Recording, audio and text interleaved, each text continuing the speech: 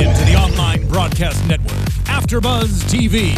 Over 20 million weekly downloads in over 150 countries, and your #1 source for after-show entertainment.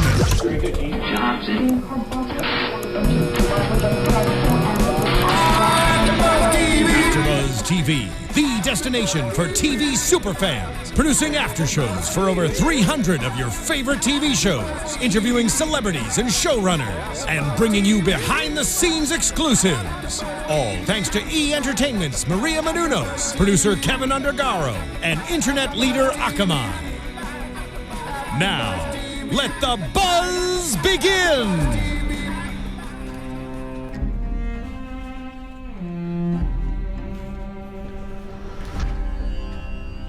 Hello everyone and welcome to this AfterBuzz special on Making a Murderer.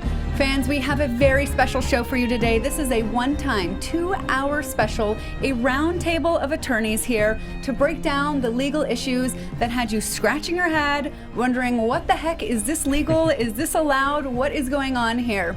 We're gonna break things down for you, issue at a time, and let me introduce you to our panel of attorneys here. My name is Chelsea Galicia. This here, we got BJ Abron and Shaka Smith and Mari Fagel Henderson. If we look familiar to you, that's because we are the panel from Black Hollywood's Live, Justice is Served, along with the original creator of Justice is Served, Mari. So thank you everybody for being here to join me for this show. So much to talk about. So much to talk about. And we first got to start with the overall view of the film. So this Netflix docuseries is a 10-part series created by two women, Laura Ricciardi and Moira Demos. And many have said that they showed a one-sided picture of the Steven Avery and Brendan Dassey case. So they, in all fairness to them, were students when they saw in 2005 the New York Times story about Steven Avery having been exonerated for the rape and then being charged for the murder. So they went to Manitowoc to check things out and ended up moving there for a year and a half. And they became embedded with the families and with the defense teams. And they have said that they tried to get the story from the prosecutor to have Kenneth Kratz involved in it, but he declined, saying that he didn't think that it could be fair and impartial, and so he didn't want to participate. So this story was made over 10 years, right? And the other criticism that I heard that was fair is that even the title, Making a Murderer, suggests that they had the point of view that the state made him out to be a murderer. But they insist that they came upon it just by chance and didn't have an opinion either way. And see, when I actually heard the title, Making a Murderer, to me it sounded like a double part. It had a two-part meaning. One was, did the system in which he was incarcerated for 18 years turn him into a murderer? Or was he set up? That's what I first thought. And that's what I thought too as well. Yeah. That's exactly what I thought. I thought it was going to be one side was being incarcerated for 18 years in prison. Did that turn him into a murderer? And the other side was, did the government frame him because he had this, civil several $million-dollar lawsuit against them? Exactly. And so I actually personally went into the show thinking I wouldn't like it because I knew it would be so pro-defense, and having worked at the district attorney's office, I kind of come in from a more pro-prosecution standpoint. But I was surprised. I thought I would be aggravated, and I was so shocked. In the other direction. In the other direction. I kept wanting to not like it, and I kept wanting to think, oh, this is too pro-defense, but then every time I was like, this is fucked up. Right, totally. And it's then there were some things that were left out. But, to be fair, there was like, would we really watch a 600-hour movie, as one of the defense attorneys said? So there were a couple of issues that were left out, and I wanted us to go through those to see, would those have changed your mind or you think made a difference? So one of them is this so-called sweat DNA evidence that was found under the latch of the hood. I, for one, have never heard of sweat DNA, and in fact, I still don't believe that there is DNA in our sweat. What did you guys think of that piece that was not included? Well, I mean, I can't speak in terms of whether, I don't know whether I believe it or not. If scientifically they can show that DNA actually exists within sweat. I mean, I think I might personally believe it, actually. Now, whether the procedures in which they acquire that DNA are set in stone and set in a way that is fair and impartial, of course, I'm on board with it. And so if that's the case, but behind the science of this DNA, I'm for it. I think we should have seen that. It's something that, it would have been interesting. I think we would have all got to find out a little bit more about what that science is. I know, would we actually have watched this if there was a 20-part series? 15 I don't know. Even? I could have gone for 5 more episodes. So yeah. I'm actually pleasantly surprised by how many people watch this series and love this series, and I think it is a really great thing. And I just have to tell one quick personal story. When I was sworn in, the judge who swore me in knew I was a journalist, and he said, before I went to law school, and he said, you can do something powerful. You can inform the public about the legal system and about the justice system. And I think that's what these filmmakers did here. I do think there was a lot that they left out, which is why we're here to talk about what they did leave out, and a lot of the legal things they left out and left unexplained. But a lot of viewers saw this show, and then they were so wrapped up in it, they ended up doing their own research. They ended up reading so much about it. And I just think, regardless of their perspective or how they did it, these filmmakers did a great thing in getting America and the viewing public to start talking about the justice system. And I agree. I mean, to me personally, I think that this show it shows the inadequacy, in our justice system. Absolutely. A lot of people are, they don't care, they don't even pay attention to it, and this brought it to the forefront. And it showed. In fact, I believe Steven Avery said at one point in this film, and he was deep in an emotional state, and he felt like, you could just tell based upon his tone that he was so down and defeated at this point. But he said, poor people lose.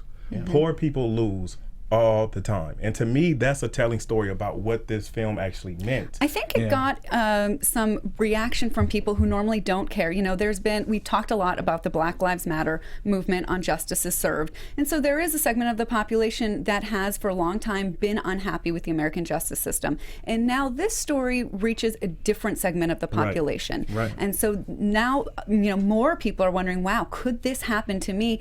That person looks more like me, perhaps talks more like me, that because Black Lives Matter, a lot of these shootings have happened in urban settings, and this one happens to be far removed from an urban setting. So it gets more people involved and interested in wondering if some sort of injustice could happen to them. And I think that's why the reaction has been so massive. So there was a couple of other smaller things that I think that they left out or glossed over. People said they didn't pay enough attention to the cat incident, so that they just mentioned that he had tossed a cat over the fire when in fact the cat had been doused in gasoline and then set ablaze. And that is pretty horrific and can be the sign of somebody is going to be some sort of psychopathic killer. But in this case, that by itself would not have been admitted into evidence, nor are these stories that women came out saying that they experienced sexual violence due to Steven Avery's action. So unless there was a conviction or some sort of pattern that those stories were going to help show that matched what happened in the murder, that prior bad act stuff would not come in because some of it was not even adjudicated. Right. Well, it wouldn't come into the criminal trial, but just the fact that this is supposed to be an unbiased documentary, what they chose to gloss over in Steven Avery's past is questionable. And I think that you had to go in as a viewer kind of taking everything they said with a grain of salt. Yeah. And, I think viewers know better now after The Jinx and Serial and so many of these kind of journalism advocacy programs to go into it, not blindly, but I do think that this had a different perspective. I think Serial was a little bit more balanced in their coverage than this. But see, from another perspective, one of the reasons why I appreciate them not actually showing that is because when it comes down to trial, as you mentioned, that's not coming in. And so when I view this documentary, I want to see, was his trial fair? Was the rulings in the course of the trial fair? And was the final decision to send this man to jail for the rest of his life, was that fair? And if you bring that information into your mind, for instance, those jurors cannot bring that into the deliberation process. This is outside information, and therefore it has no bearing or relevance as to whether we actually convict him. And so when I'm watching this, I want to see and hear the things that I'm supposed to see and hear to make a fair and impartial decision as to whether I believe he's actually guilty of this crime. All right, and something else that I saw that, for me, when I first saw it, I was like, oh, that's weird that they left this out, but then again, it wasn't, is that apparently Steven Avery had ordered leg irons and handcuffs. So he owned them, and he said that he was getting them to use it on his girlfriend, Jody. That's according to a Milwaukee magazine back in 2006. But when those items were tested, no DNA of Teresa Halbach was found on it. So then I was like, all right, well then I'm not so mad that it was left out of the documentary. Well, I think I'm a little upset that it was left out. I think that's a chief, one of the things that she was tied to this bed. And I kept wondering to myself, what was she tied with? I was wondering where those items were. So obviously it doesn't necessarily solve that question, but that would have at least raised to me some sort of fair balancing of the way they're presenting the documentary. This is true. And also that there was a bullet with Teresa Halbach's DNA on it that was found in the garage that matched a rifle that hung over his bed. That hasn't been well explained, but that bullet was found November 5th, and for reasons we'll talk about later, anything that resulted from that November 5th search may be tainted, poisonous. What is it called? I can't remember. The poisonous tree. Thank you. It's been a while since I was in law school.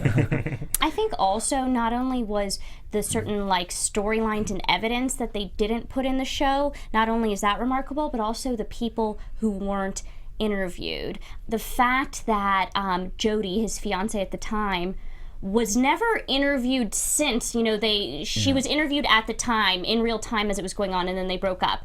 She was never interviewed later. Penny Beerntsen was never interviewed, the first victim, because she chose not to be interviewed because she didn't like the filmmaker's perspective, according to the New Yorker. So I do think what you're not seeing, and especially who you're not seeing on screen, is also very telling. Right. And a lot of his family members, what I didn't like about the filmmaker's perspective was acting as if this is one close family. That family had a lot of infighting, and we'll talk about this later, but 4 of the people who Steven Avery points fingers at as to who they could have done it are his own family members. Right. So I just think that it was a little bit shaded their perspective. And here's something else that was left out, and you can tell me how critical you think this was. So this was not the first time that Teresa Halbach had been to the house. She had been there about 6 times before to take pictures, and so we didn't know from just watching the movie any of the history. And also on the day that she came out to the Avery salvage yard, that there had been several calls placed by Steven Avery to Teresa Halbach's cell phone number, twice using the *67 feature so that the number wouldn't show up, and then the last time with unblocked. Correct. I don't know, what do you make of that? Do you think that I think that is important? Yeah, I think that was important, and I think another thing they left out was she had apparently been there before, and he'd come out in a towel. And right, the first time that she went to take pictures, he answered the door in a towel. And she had reported that as like she felt uncomfortable with that happening. I could see that, but I could also see it not being a big deal to him. Yeah, of course, but I think that would have been very pertinent to be in the. I agree. Yeah, and then another thing though, however, was the fact that she was the only auto trader photographer in the entire state. So a lot of people felt like there was a sense that maybe he lured her there over those several different times, but if you're going to deal with auto trader, she was the only person to deal with. Right. I thought that was interesting too, how people were like, why was he so insistent that she be the one that come out there? Yeah. Well, it happens to be she's the only one who sort of qualifies to photograph for that magazine. I also think that one person who wasn't featured very much in the film was Teresa Halbach herself, for being the victim. There wasn't anything about who she was leading up to this, and it was the only talk of Teresa Halbach was in this brutal death. I wonder though, and her brother, as it relates to the trial, but there wasn't any interviews of her family, anything about who she was as a person leading up to it, anything about her life.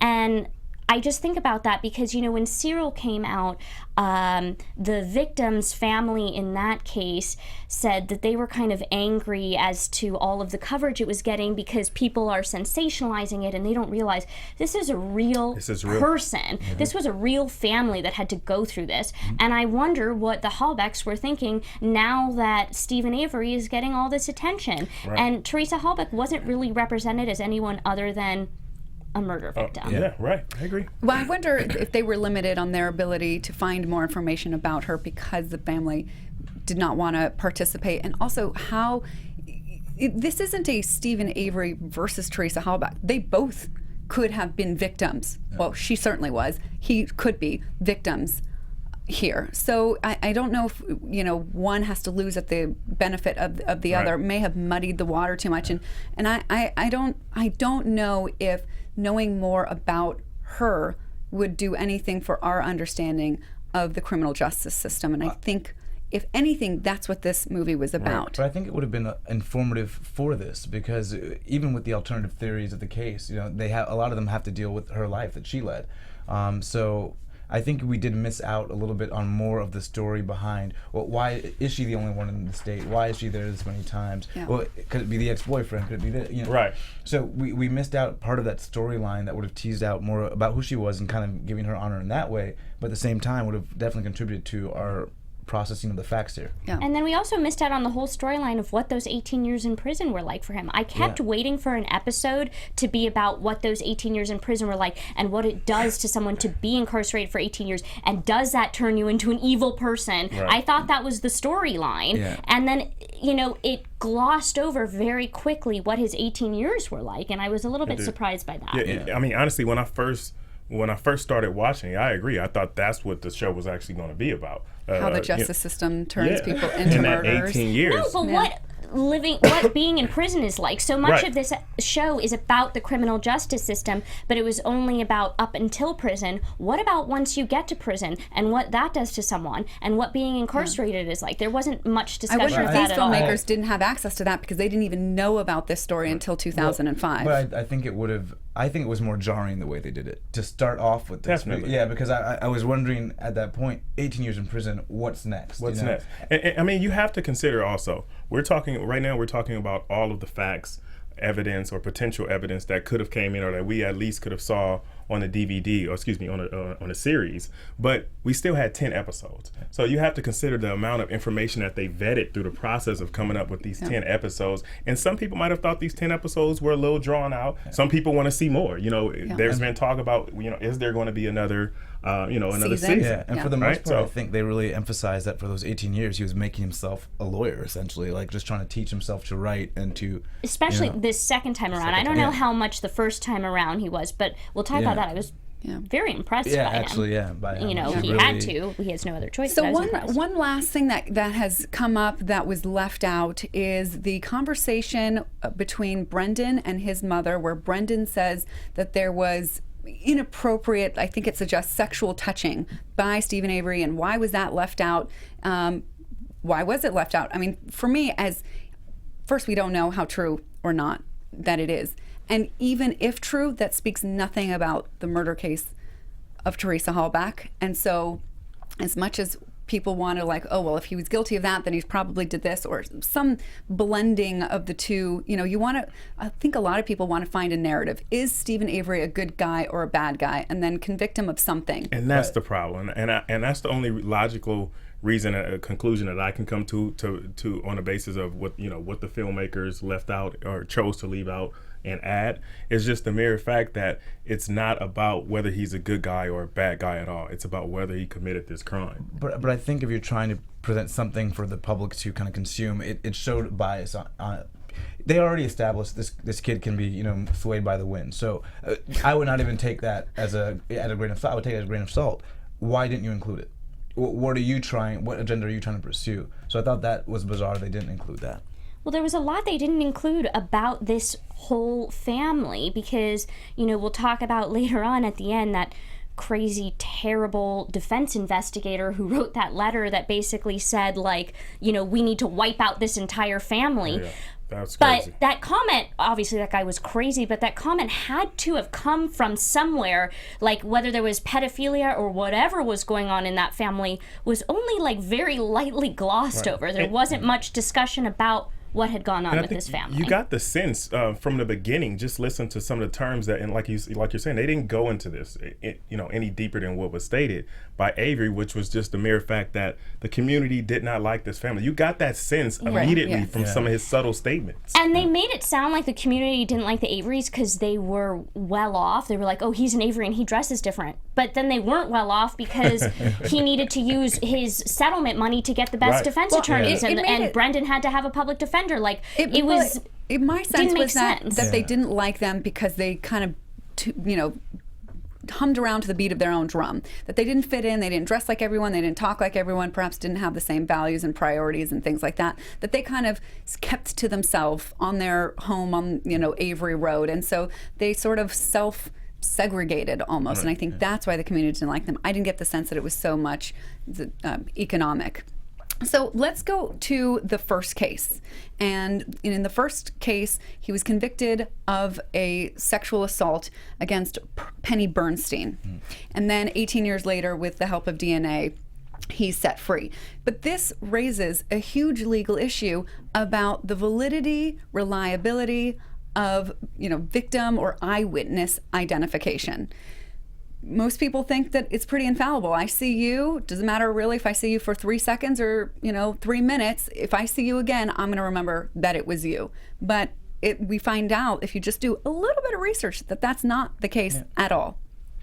In fact, the single biggest cause of wrongful convictions is mistaken eyewitness identification. And then 334 cases have been overturned thanks to DNA, and eyewitness mistakes played a part in about 75% of those cases.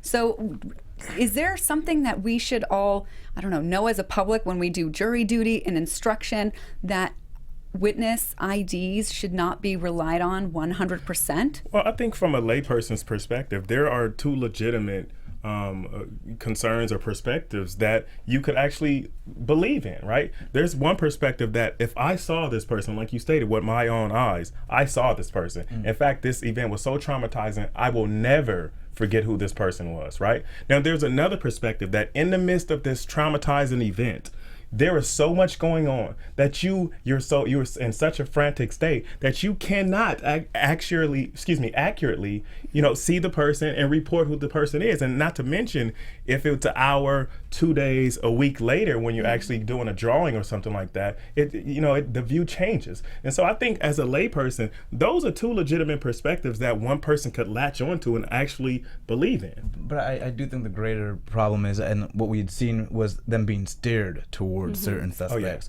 So it seems that eyewitness testimony is typically good when you just ask a straightforward question and people respond. Usually you get that initial answer tends to be they don't remember or they give you a description, which she did. It was when they were stared to different people that the brain started making connections and just latched on. Right. And in this case, there was word that the composite sketch was based on the mugshot of Steven Avery, which would be totally inappropriate.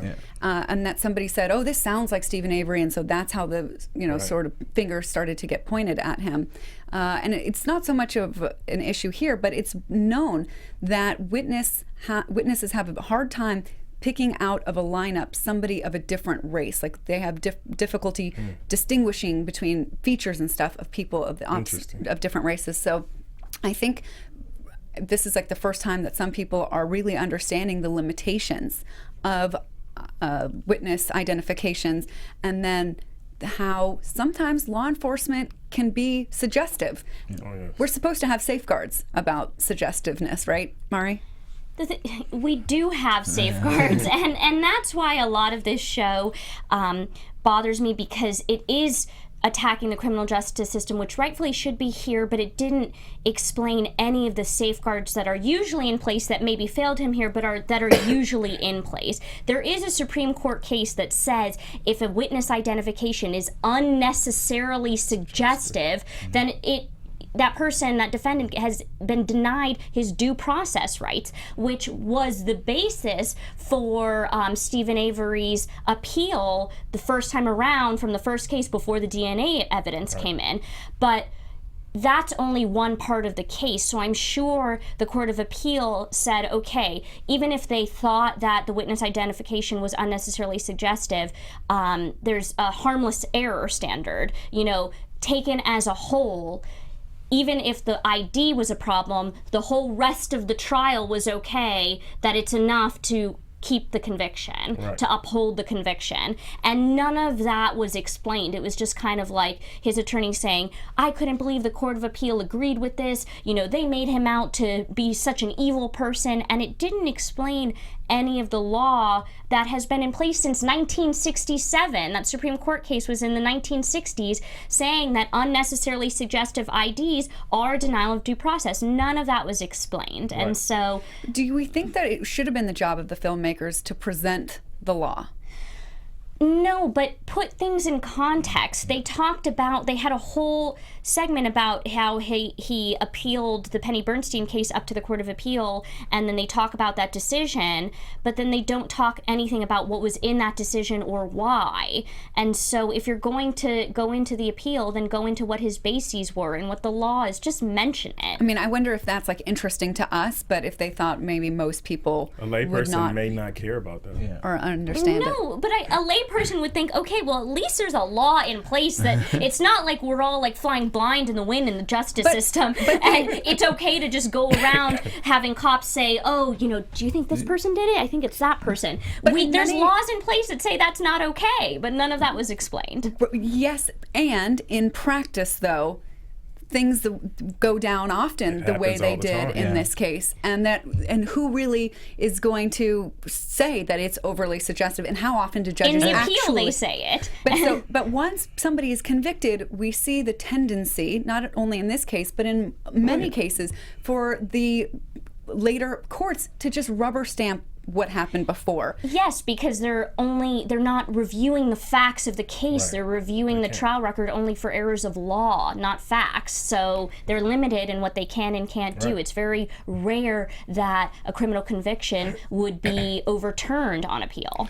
I think that point would have just kind of further shone the light on this small town, kind of how they kind of stayed close and were able to do what they wanted to do, kind of roughshod. So I don't know if it would have added anything to it, because that to me was highlighting the fact that because they have no oversight, they're able to do these things. And so I thought I got that already from the documentary. Yeah, so there is law, but rule about not supposed to be overly suggestive, but my experience, my observation has been in practice, I have seen things that appear to me to be overly suggestive.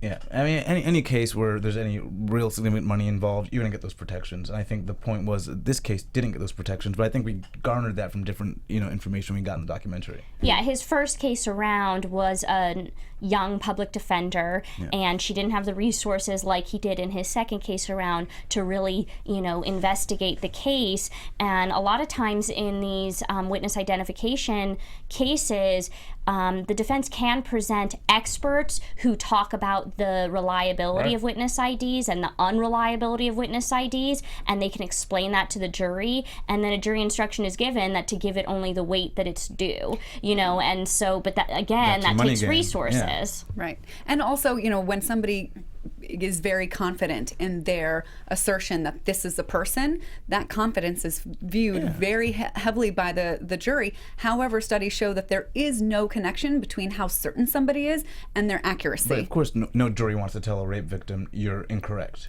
Yeah. And then I think there's also something they weren't explaining to the viewers about this family, because they talk about the main basis for his conviction the first time around was this witness ID, and then the fact that the jury didn't believe 21 different alibis that the family members gave that he wasn't there.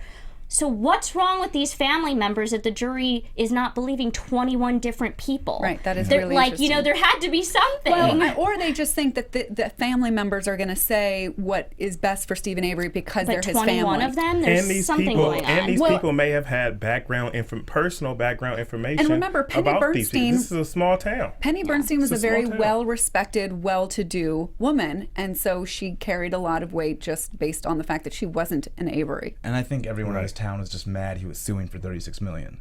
So Later on, yeah. Well, yeah. In the second case, yeah, for sure. yeah. All right, BJ, let's talk about Brendan's confessions. Confessions. Okay, and so this is a huge aspect, obviously, throughout this show, and in fact, it plays a huge aspect in the trial as well. And confessions are important because it's one of those things that a jury tends to hold on to. When someone gives a confession, they believe this confession, they hold on to that, irrespective of what other evidence comes. And that's why a confession is so important that we have to actually focus in on this. And in this case, in the show, it actually created a completely different storyline in which we address and we talk about Brendan Dassey and his case that evolved from that confession, along with the main storyline for Steven Avery.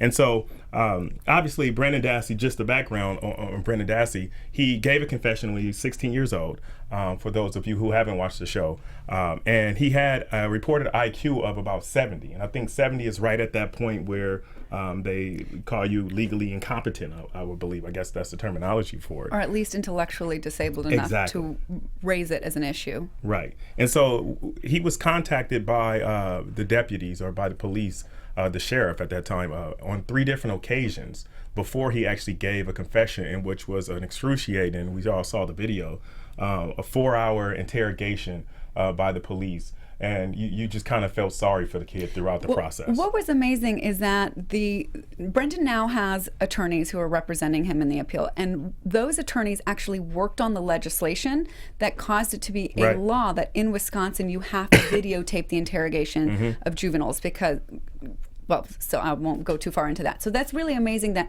Brendan's case was one of the first times that interrogations were videotaped because of that new law. And even still, with the fact that it was on videotape, it went so wrong for him. I honestly think the biggest tragedy of this whole entire story is Brendan Dassey, and what happened to him is the most shocking. The fact that the prosecutor, Ken Kratz, said innocent people don't confess is a lie. You know, And I can't imagine that he actually didn't know that. There is overwhelming evidence that there are many people who give false confessions.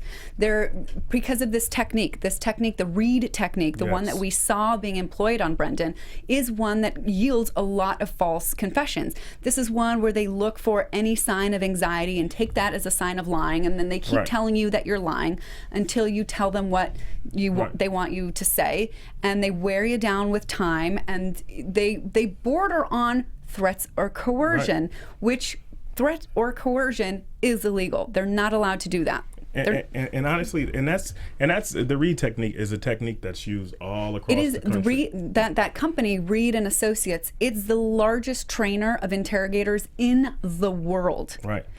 So interrogators are allowed to lie, but they're not allowed to coerce or threaten. Did you see any coercion or threat? This is where I think the show could have benefited, again, a little bit more talking about the law, because I think one of the single biggest questions viewers had was, were those cops allowed to do that? Right. That was the overall question. And it's yes and no. Cops are allowed to lie to get you to confess. They're allowed to say, oh, your partner in the other room, he already confessed. He already told us We everything. already have your That's DNA. okay. They're allowed to say, oh, 2 women saw you do this.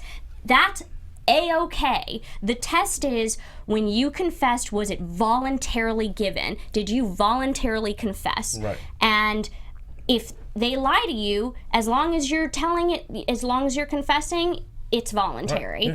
But one thing that I think wasn't explored with Brendan Dassey, you talked about threats or coercion makes it not voluntary.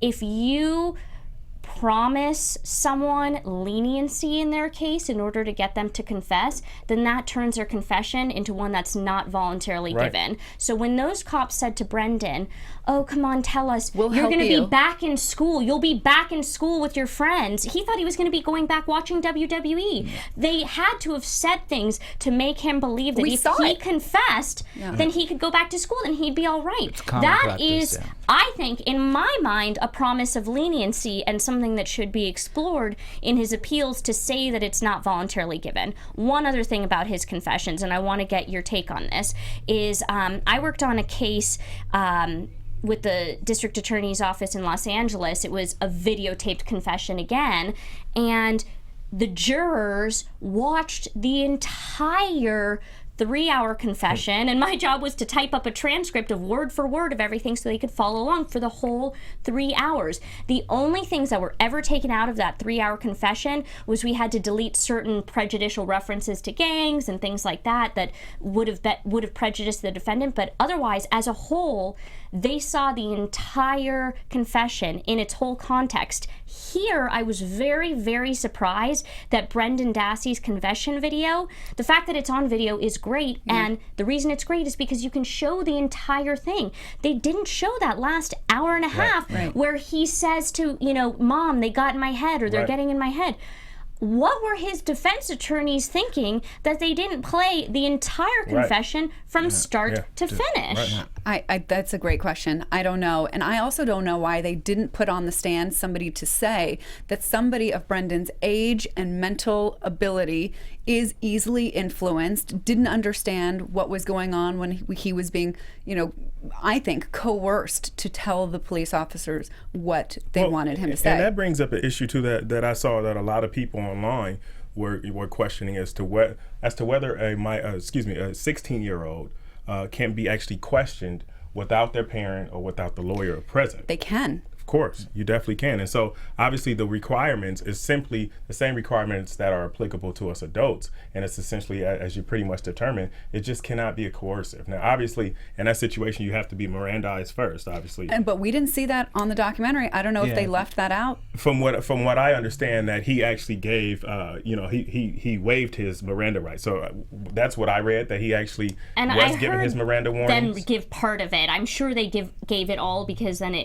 the only thing that makes it not voluntary is if you didn't read them their Miranda rights. You have the right to remain silent. You can go on with it. And presumably that would be the first red flag for any attorney. If they don't give the Miranda rights before the confession, then the confession's tossed because it's not voluntary. So I'm sure they gave the Miranda rights. One thing you brought up was, does a child have to have his attorney there? No, but once Brendan had a public defender, and that public defender, we're going to get into this later though, has a scheduling conflict, him to be interrogated by the police without him being present is like the worst. It's like making a bad name for every single one of us on this panel. Every single attorney. That man. It's horrible. It's horrible. Yeah. And that's the thing. That's where, at that point for our viewers, at that point, the Sixth Amendment right to counsel had kicked in pretty much at that point. And that kicks in essentially at any integral part. Once formal proceedings are brought against a defendant, he has that right to counsel. And in fact, it's not even just the Supreme Court has found that it's not just a right to counsel, it's a right to effective counsel, actually. They have extended that later. And as we see, and it was, in fact, outside of the statement that you made earlier, that was the one thing that had me flaming the most was just watching this, because I'm definitely a defense attorney, and watching this guy and his actions, it was just a travesty to the justice system abroad. And thank God it was on video, because had I not seen it for myself, I would have said, this kid's probably lying now. He made a confession, now he wants to step back out.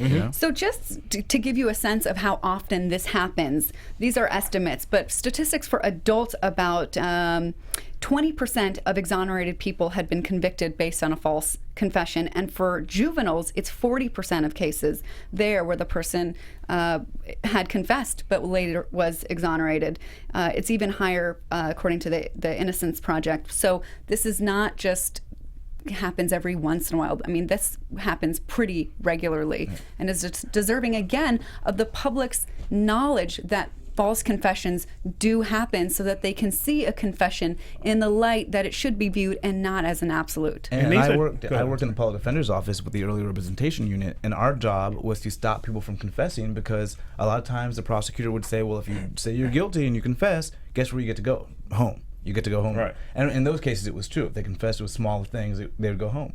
And that would lead to confessions that were completely false. But now the third or fourth time, they're a repeat offender, and now they're facing some real time. Yeah, and those are tactics that are used on a daily basis. Yeah. And I agree, Chelsea, about the read technique. And I know you stated earlier, basically the read technique, it focuses in on those behavioral moments, like those sweating, like you mentioned, the anxiety, and it's meant as a two-part. That's one of the focuses. And they really just focus in on wearing the person down. And so after these 4 hours, and I don't understand who could sit back and think that the read technique is proficient in what it actually purports, because it clearly shows me that under any interview or interrogation, obviously you're in custody at this point, under any interrogation, if I'm innocent or if I'm guilty, I'm going to sweat.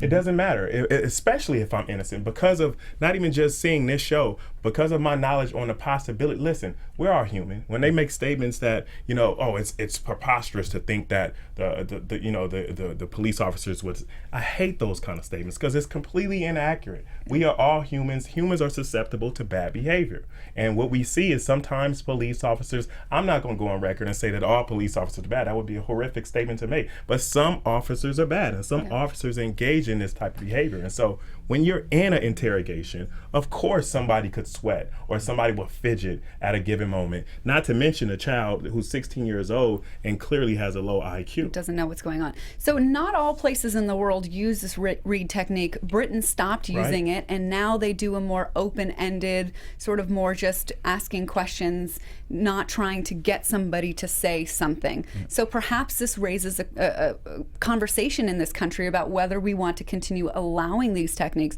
or follow steps of other countries that have used something that's less confrontational. Because it's a different goal. You see, in our interrogations, our goal is not seeking the truth. It's seeking a confession. And that's a huge problem. When your goal is to get a confession, you don't care about all of this other stuff. You don't care about the truth. Yeah. You're seeking a confession. Now, when you're looking for the truth, your approach will be completely different. And that's a huge problem that we definitely need to address in this country. I completely agree with you. Yeah, well, this has all, happened over the decades when we've had this tough on crime thing, that we elect politicians who are tough on crime and prosecutors tough on crime, and then it goes down to the police. Right. I see Mari a little unsure if she wants to agree with that. Just because this is a lot of hating on cops as a whole and their techniques and everything, and there are situations where they're dealing with brutal murder investigations and dangerous people out there who haven't been caught yet, and a community that's scared, and they have someone there, and that person, the last thing they want to do is confess and tell the truth. So I don't necessarily think that these techniques are wrong. I think that there are certain safeguards in place. One is videotaping in certain states, putting it in context, letting the jury watch the entire thing. I think if the jury had watched an entire 4 hours, if they're sitting there for 4 hours and they're seeing, what is this like to sit there for 4 hours and have that? And I do think that, being Mirandized first, making sure that it's voluntary, I think that there are certain safeguards in place. Yes, there are failures, and the system fails, like it did Brendan Dassey here. But I'm not going to outright say that, cops' techniques is always wrong. Eliciting confessions. I wouldn't say that also. I definitely wouldn't say it's always wrong, because obviously you're going to get some people who are right. But the fact that it's wrong, where people go to jail for 18 years, and obviously this wasn't based upon a confession, but there are tons of cases out there, as we sit today, that did not, of course, and I'll go back to state, they were poor, but he had some money to get an attorney at one point. Mm-hmm. If he did not, we may have never heard about this case. And there's a lot of people in our society, not in Wisconsin, I'm talking in New York, I'm talking in big cities, who actually have fell victim to these policies, which are overreaching and again, not seeking truth.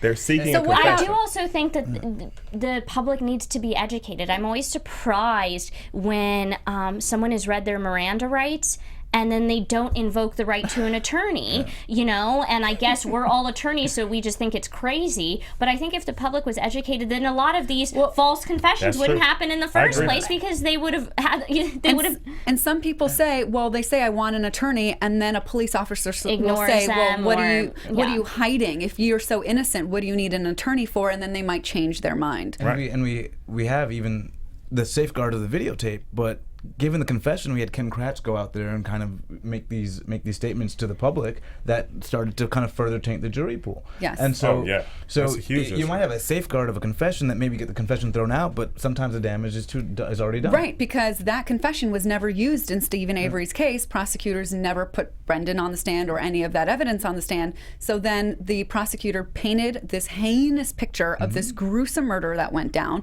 I think tainting the jury pool, and then was like, oh, never mind. Well, we're going to be talking about Ken Kratz later, but talking about tainting the jury pool, I know, BJ, you're going to be talking about the jury, because I have a lot to say here on this specific jury. But I want to go into a little bit like some of what took place during that first interrogation. And I'll just kind of read some of the transcript here. Actually, I shouldn't even call it transcript, just my cutouts of it. Because what you actually saw during that interrogation was not Brendan Dassey making his affirmative statements. There were no statements where he just went on talking. Everything was short answered, and everything was fed to him. And that was a huge problem. And what these officers did is they essentially wanted him to say a number of different things. And one of the ones that I wanted to focus on was that whole interaction where they were going, something happened to the head. You know, tell us what happened to the head. And so they asked him a number of times, what happened to the head? And he answered, the hair was cut. He cut her hair off, right? And they said, well, what else happened to the hair? He pushed her. What else? Tell us something happened to the head.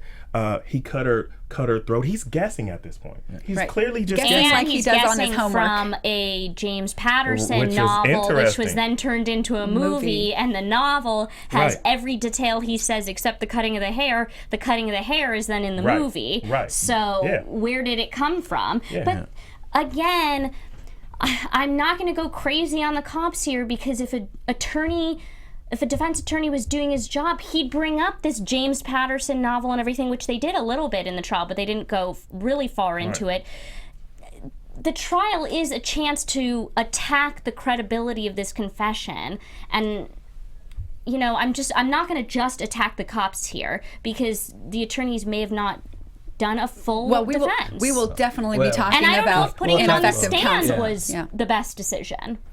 Yeah, I mean, obviously that's a decision that you rarely want to make as a defense attorney. And I think that this was a particular circumstance in a particular case where you almost had to put him on the stand. You know, as his defense attorney, I think, and I'm against putting, I think we talked about this on one of our shows before, I'm completely against putting a defendant on the stand.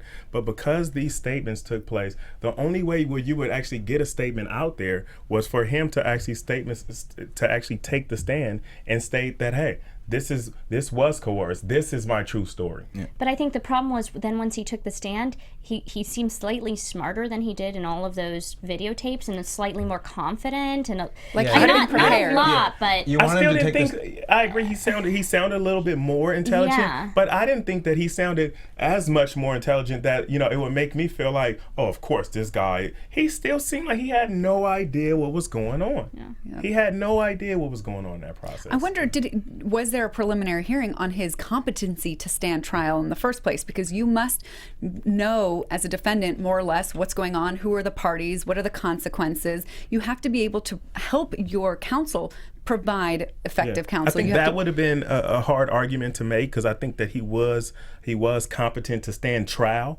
Whether he had the mental IQ to understand the questioning and what was going on. I mean, the kid, when officers walked out, he said, "Am I going home?" He was going back. Like, I have a project. I have a project I got to get done. Like, that was just crazy to me. I just have to add one last thing. I said the biggest tragedy was Brendan Dassey. I honestly think the biggest tragedy is his mother. If you saw in that last episode how much she'd aged in the couple-year period and what she must be going through, like, that to me was the worst. Very sad. Yeah. And so and let's talk briefly. I know we need to move on to the next subject, but let's talk briefly about that second interrogation that took place, and I'm talking about the one draws. the drawing. And if we could show, I have an image of a survey that was actually shown to him. If we could show that image of the survey that was given to his interrogator. It looks like we're being shown the bottom half. I don't know if the top half is showing. Is this the one where it had the check the box like I'm sorry, I am not sorry? Yes. And so basically, his defense attorney gave his investigator. Right. So this was not even the state. This was not the police. This is his team. These were the people who are supposed to be advocating for him and for his defense. Right. This was by far, to me, the most over the top, most egregious error in the entire show. And so just what that survey said, it said, I am sorry or I am not sorry, and he had to basically choose one, and that does not allow him in here. As we can see it here, you can see those two boxes there. It only gives him two avenues. Both avenues indicate guilt. Neither one of them advocates for his innocence. I promise I will never do this again. This is unbelievable. This is crazy. I cannot believe that anything associated with this investigator or that defense attorney. But at this point, he's like so screwed because the investigator and the defense attorney, Len Kaczynski, gave this information over to the state. Right, and this is not a survey that I've ever seen. First of all, no, and that you would typically see that a defense attorney even carrying or touching, for that matter. And I think it's just preposterous that this happened. And what happened after this? He actually, what you actually just saw up there on the screen was his actual confession when he was coming out during that process in which he confessed and told the same story, which actually matched up perfectly what he had previously told actually what happened. And so that was, as you can see there on the screen now, that's what he wrote. After he wrote this statement here, Mr. O'Kelly, who was the investigator, he made him essentially trash that statement. He told him, are you ready to tell the truth? If you want us to help you, you're going to have to tell the truth. And so he made this kid write another confession. And at this time, he tried to corroborate this confession with what he had told the police, which was under a debatable, coercive environment. And so immediately after this, he made him draw on a diagram, and he didn't just let him draw. While he was drawing on a diagram, he told him, hey, draw her right here, handcuffed to the bed. Draw her right here in this position, or how this happened. And right after that, what did he do? He called Kaczynski. Yeah. Well, no. Mr. O'Kelly, he called Kaczynski, and he said, and Kaczynski, he asked, how did it go? It went very well. Oh, yeah, it was almost like high-fiving at the end of a sports game, the way they did that. Yeah, and then he called the prosecution and set up an interview, and I think you touched bases on that earlier, another interrogation the following day in which his attorney was not present. Purposely was not present. Right. Well, he says due to a scheduling conflict, but that this didn't get the attorney disbarred is beyond me. Yeah. Because he's still practicing, actually. I'm literally speechless as to what went down with his first public defender and that investigator. I think those two people are absolutely despicable. What's scary is that prior to this case, what was his public defender's name? Kaczynski? Kaczynski. He was running for a judgeship, I believe. Am I correct? And he didn't win. I mean, thank God he didn't win. Can you imagine? Well, I don't know. Crazy. Where was he more dangerous, I mean, probably you're right, thank God, but he probably should have been disbarred, I think, but, he was not. Yeah. All right, so jury selection and deliberation. So with jury selection, obviously, jury selection is a very important piece of the process. It's the process in which we call the voir dire process, obviously. And it's very important because it's the first time in which a trial attorney gets to make his impression on a jury. It's also important because these are the people who are going to be making a final decision about your case and about your client's, conviction or not. My first thing is, why were these people from Manitowoc at all? Exactly. Yeah. It's common, especially in huge cases that garnered this type of magnitude, especially in a small town, to where you would request that the trial be moved to at least a neighboring county. And Shaka, you spoke earlier about the statements that were made by the prosecution. As far as I'm concerned, he never had a shot at a fair trial. I don't care what jury pool you got in there from that county. Everybody knew about the Averys, and everybody knew about facts and details of this case that were not admissible. You just did, because the news were talking about all kind of stuff. They brought up all kind of evidence, and so you know, one of the big things about jury selection is you want to have a fair and impartial jury. You know, there was a lot of pre-trial publicity about this case, but this isn't the first time that's happened. You know, this has happened in every time a celebrity faces a trial. You know, we're gonna see it if Bill Cosby gets, you know, that far down the road. You know, we saw it with OJ, we saw it with and sometimes you name it, the big cases. They get moved, like Rodney King was moved to Ventura County. So even... But the biggest question in jury selection is, the first question is, you know, have you heard about this case? And if it's this big of a case with this much pretrial publicity, everyone in that jury pool has heard about the case, which is why the second follow-up question is more important than the first, which is, have you formed an opinion about this case? And anyone that says yes, then should be knocked off the jury for being biased. Well, wasn't it like out of the first 100 people, like one person was like he might be innocent? So I didn't understand how they didn't say, all right, we need to start over with a different pool of people, because there's virtually no one in here who's leaving room for his innocence. But I mean, there's another aspect too that's very important, in which they ask you, do you know the defendant, or do you have ties with the law enforcement community? And these are very important questions as well. Obviously, if you're a prosecutor, and I work for the public defender's office, I should say, and to me, those are very important questions. And what I read was that a juror who left, and his name was Richard Mahler, he made some statements, and he said that, and this was a juror, he didn't leave early, he left after 4 hours of deliberation. So he was in the one deliberation. with the family emergency. It turned out his daughter was in a car accident. Right. I gotta say one thing about this juror before you read his statements. There's something a little bit off about this guy. This is the guy who was supposedly like the international rock star, or whatever they termed it, which he wasn't. And he was the one who, even after he got kicked off the jury, he then like came back during the proceedings and was talking to the family members. Because I was watching the video, I was like, wait a second, wasn't that kicked off juror? And he's the only one who's done several interviews since then. And there's always something that rubs me the wrong way when a juror gets a little too involved in a case, even when they're not involved. There was one time that we kicked someone off a jury pool before during jury selection, and then she came back every single day during the trial, watched the trial, and sat on the defense side.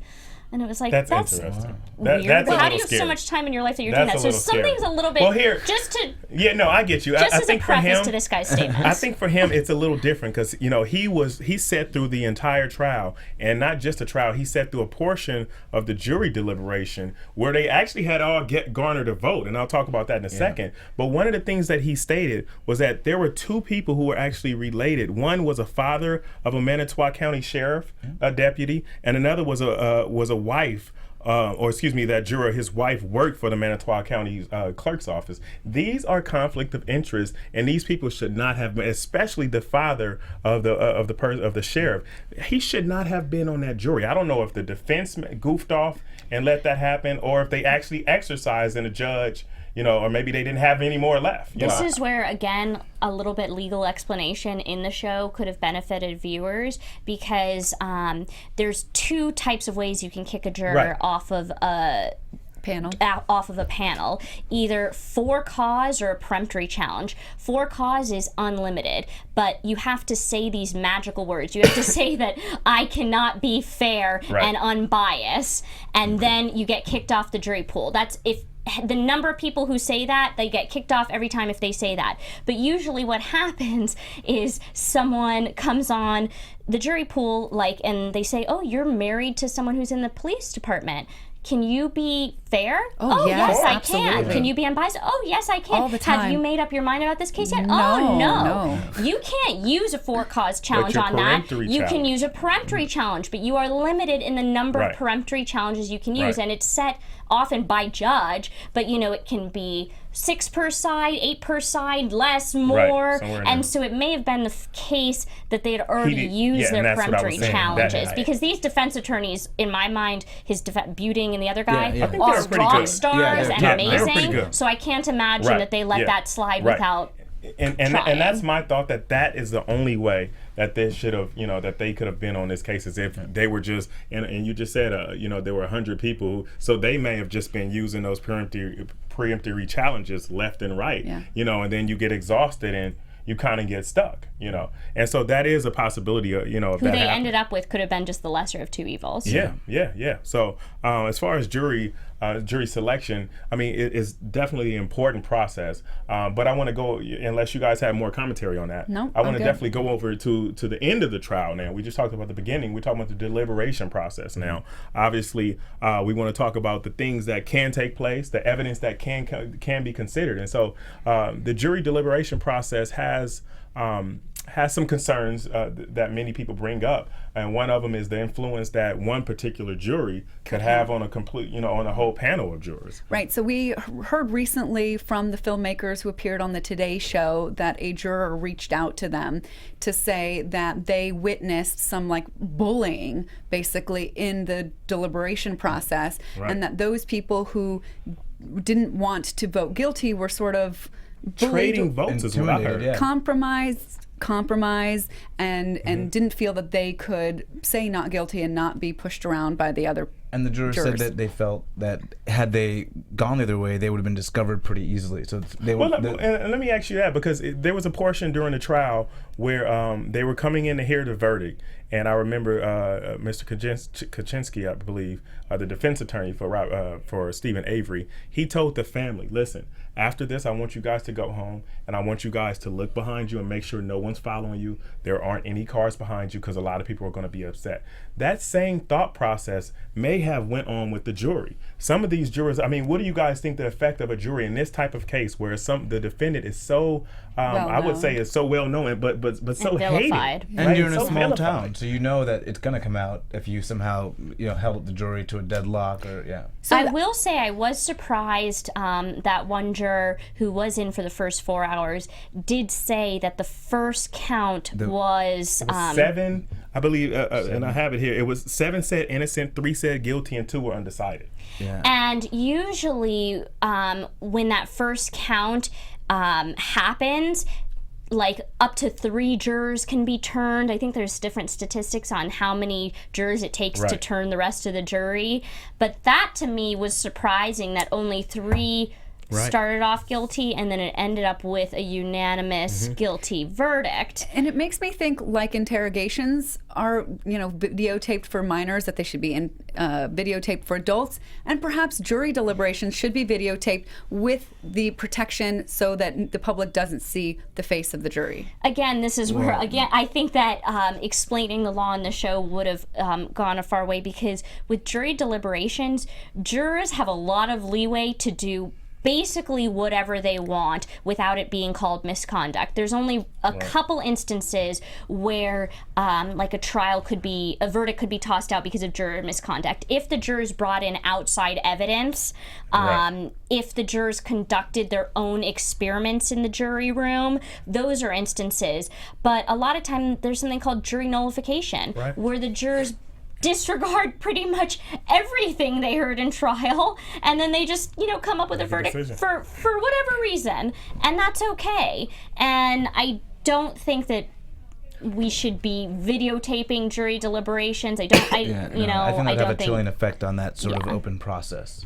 Well, I mean, but should we be concerned about jurors bullying other jurors? Is that a concern? I mean, the thing is, it's definitely a concern. I won't sit here and say it's not a concern. But listen, we have, I'll go as far as to talk about the Constitution. It's not perfect. So we have a system, and trust me, I'm about tear the system down. Let's build it back up. But in reality, you have to just state that, listen, we have a system. There are going to be concerns. There are going to be mishaps. But we have a system that is pretty good. I'll definitely say our system is pretty good, but there are some things that needs to change. It's definitely a concern, but I don't know if because of that concern we need to turn over and actually videotape inside the room. And that's why jury selection is often the most important part of the entire case, because you can tell who the jurors are and what their behaviors are going to be like back in that deliberation room, basically when you're doing voir dire. A lot of times the prosecutors in the DA's office, when we were doing jury selection, we could tell, okay, that's a strong personality. Right. I don't know if I want that strong personality in the room because he seems like he won't go our way and he seems like he could sway everyone else. You can tell that in jury selection, who the strong personalities are, who the weaker personalities are, whether you want that, what you don't want. And so I think bullying is okay. I don't think it was, threats like, I'm gonna shoot you if you don't vote this way. But I think it was, strong arming, like, come on, we've been here for 24 hours already, make the right decision. And, that's part of the jury process. And that's okay. But I think in a case like this, if you're faced with, well, do you want to go and face the Manitowoc public? And I'm going to make sure that they know that you were the one that led to this verdict that no one wants. Or you led to a mistrial. Or you led to a mistrial. Right. I think that's where you start to have like real threats of your safety and your family, and I think that goes over the line. And I think that's what that juror is essentially alleging. Right, and that is a cause of concern for me. Yeah. One of the things that's why there's also safeguards in place to ensure that a juror's identity is not revealed, which is why it shouldn't be videotaped. But, a lot of these big cases in downtown LA, the jurors decide, and then there's the press right outside the courtroom, and they get taken back in the judges' chambers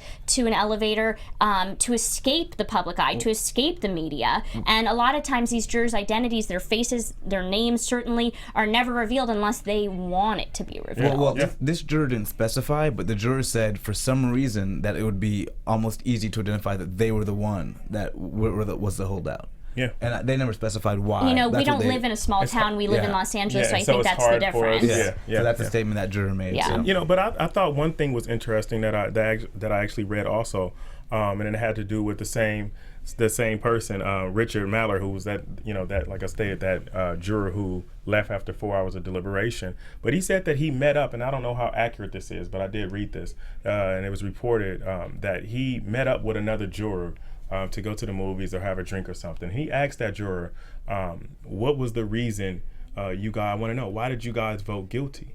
And he didn't say anything about the evidence.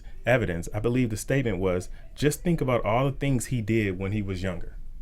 And that's a huge problem, because that's exactly what we're talking about. The stuff that you're considering, you're not supposed to be considering anything that did not come into evidence. And that tells you, first of all, these jurors had information that they, we wouldn't have wanted them to have, but at the same time, you can't vet them from having anything. And there was so much pretrial publicity here that so much of Steven Avery's past was in the jurors' minds. But it's so concerning that could have actually been the reason. You mentioned also about them trading votes. One of the other things that I read was that in the process of trading those votes, it was like, okay, if I vote guilty, if you vote guilty, I'll vote not guilty for the mutilating the body. And they had, and I also read that, and the reason for them doing that, she's like, let me get that, right?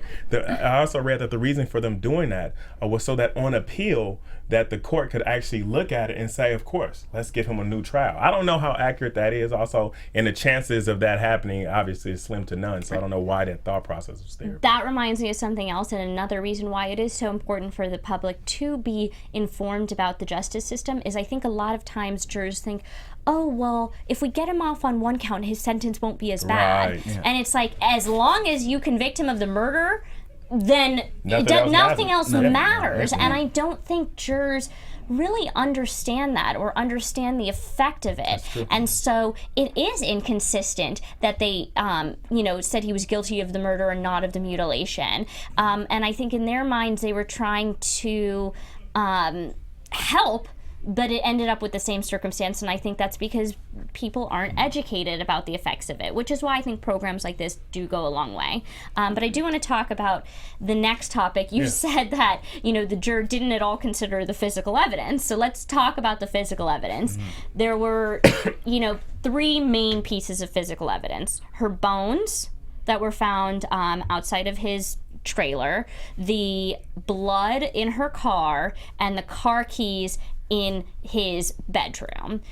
The main one I want to gripe about is the blood, and gripe about both ways. So The defense made a big issue of the fact that there was a pinprick in the blood vial, which they said meant that that the government framed him, law enforcement framed him, because they, extracted the blood from that first case and then they dropped it in the car. It wasn't explained, and I've since read that the prosecution was considering calling the prison nurse back in the 80s when he was first taken to prison for the Penny Beerntsen assault, that it was commonplace to, when you take someone's blood, she took his blood in the prison, and then it was commonplace the way that you put it in the vial is through like a needle, and that's why the pinprick was there. And Ken Kratz ended up not calling her because he thought that the defense didn't go far enough in like really validating that theory, that he didn't feel it was necessary. And then also they made a big deal of the fact that the tape was cut around the box, but then it was later explained that in his post-conviction from the first case, both sides were there when the tape was cut, and so they didn't really explain that. But then the other thing that bothered me was on the prosecution side, they were allowed to have this expert witness come in and testify about this EDTA test. EDTA is like a preservative that would have shown that the blood came from this vial because that vial had that preservative in it, and if that preservative was in the blood that was in her car, then that meant it came from the vial. Yeah. And it really bothered me that expert witness was allowed to testify, and that the filmmakers didn't really explain the law behind it. Right. So basically, when there is a scientific experiment that is being considered as evidence, the judge, as the gatekeeper, decides what evidence does and doesn't come in. And there's certain laws and rules for the judge to decide whether that scientific evidence can come in. On a federal level, in federal cases, it's called the Daubert standard. I may be pronouncing it wrong, Daubert.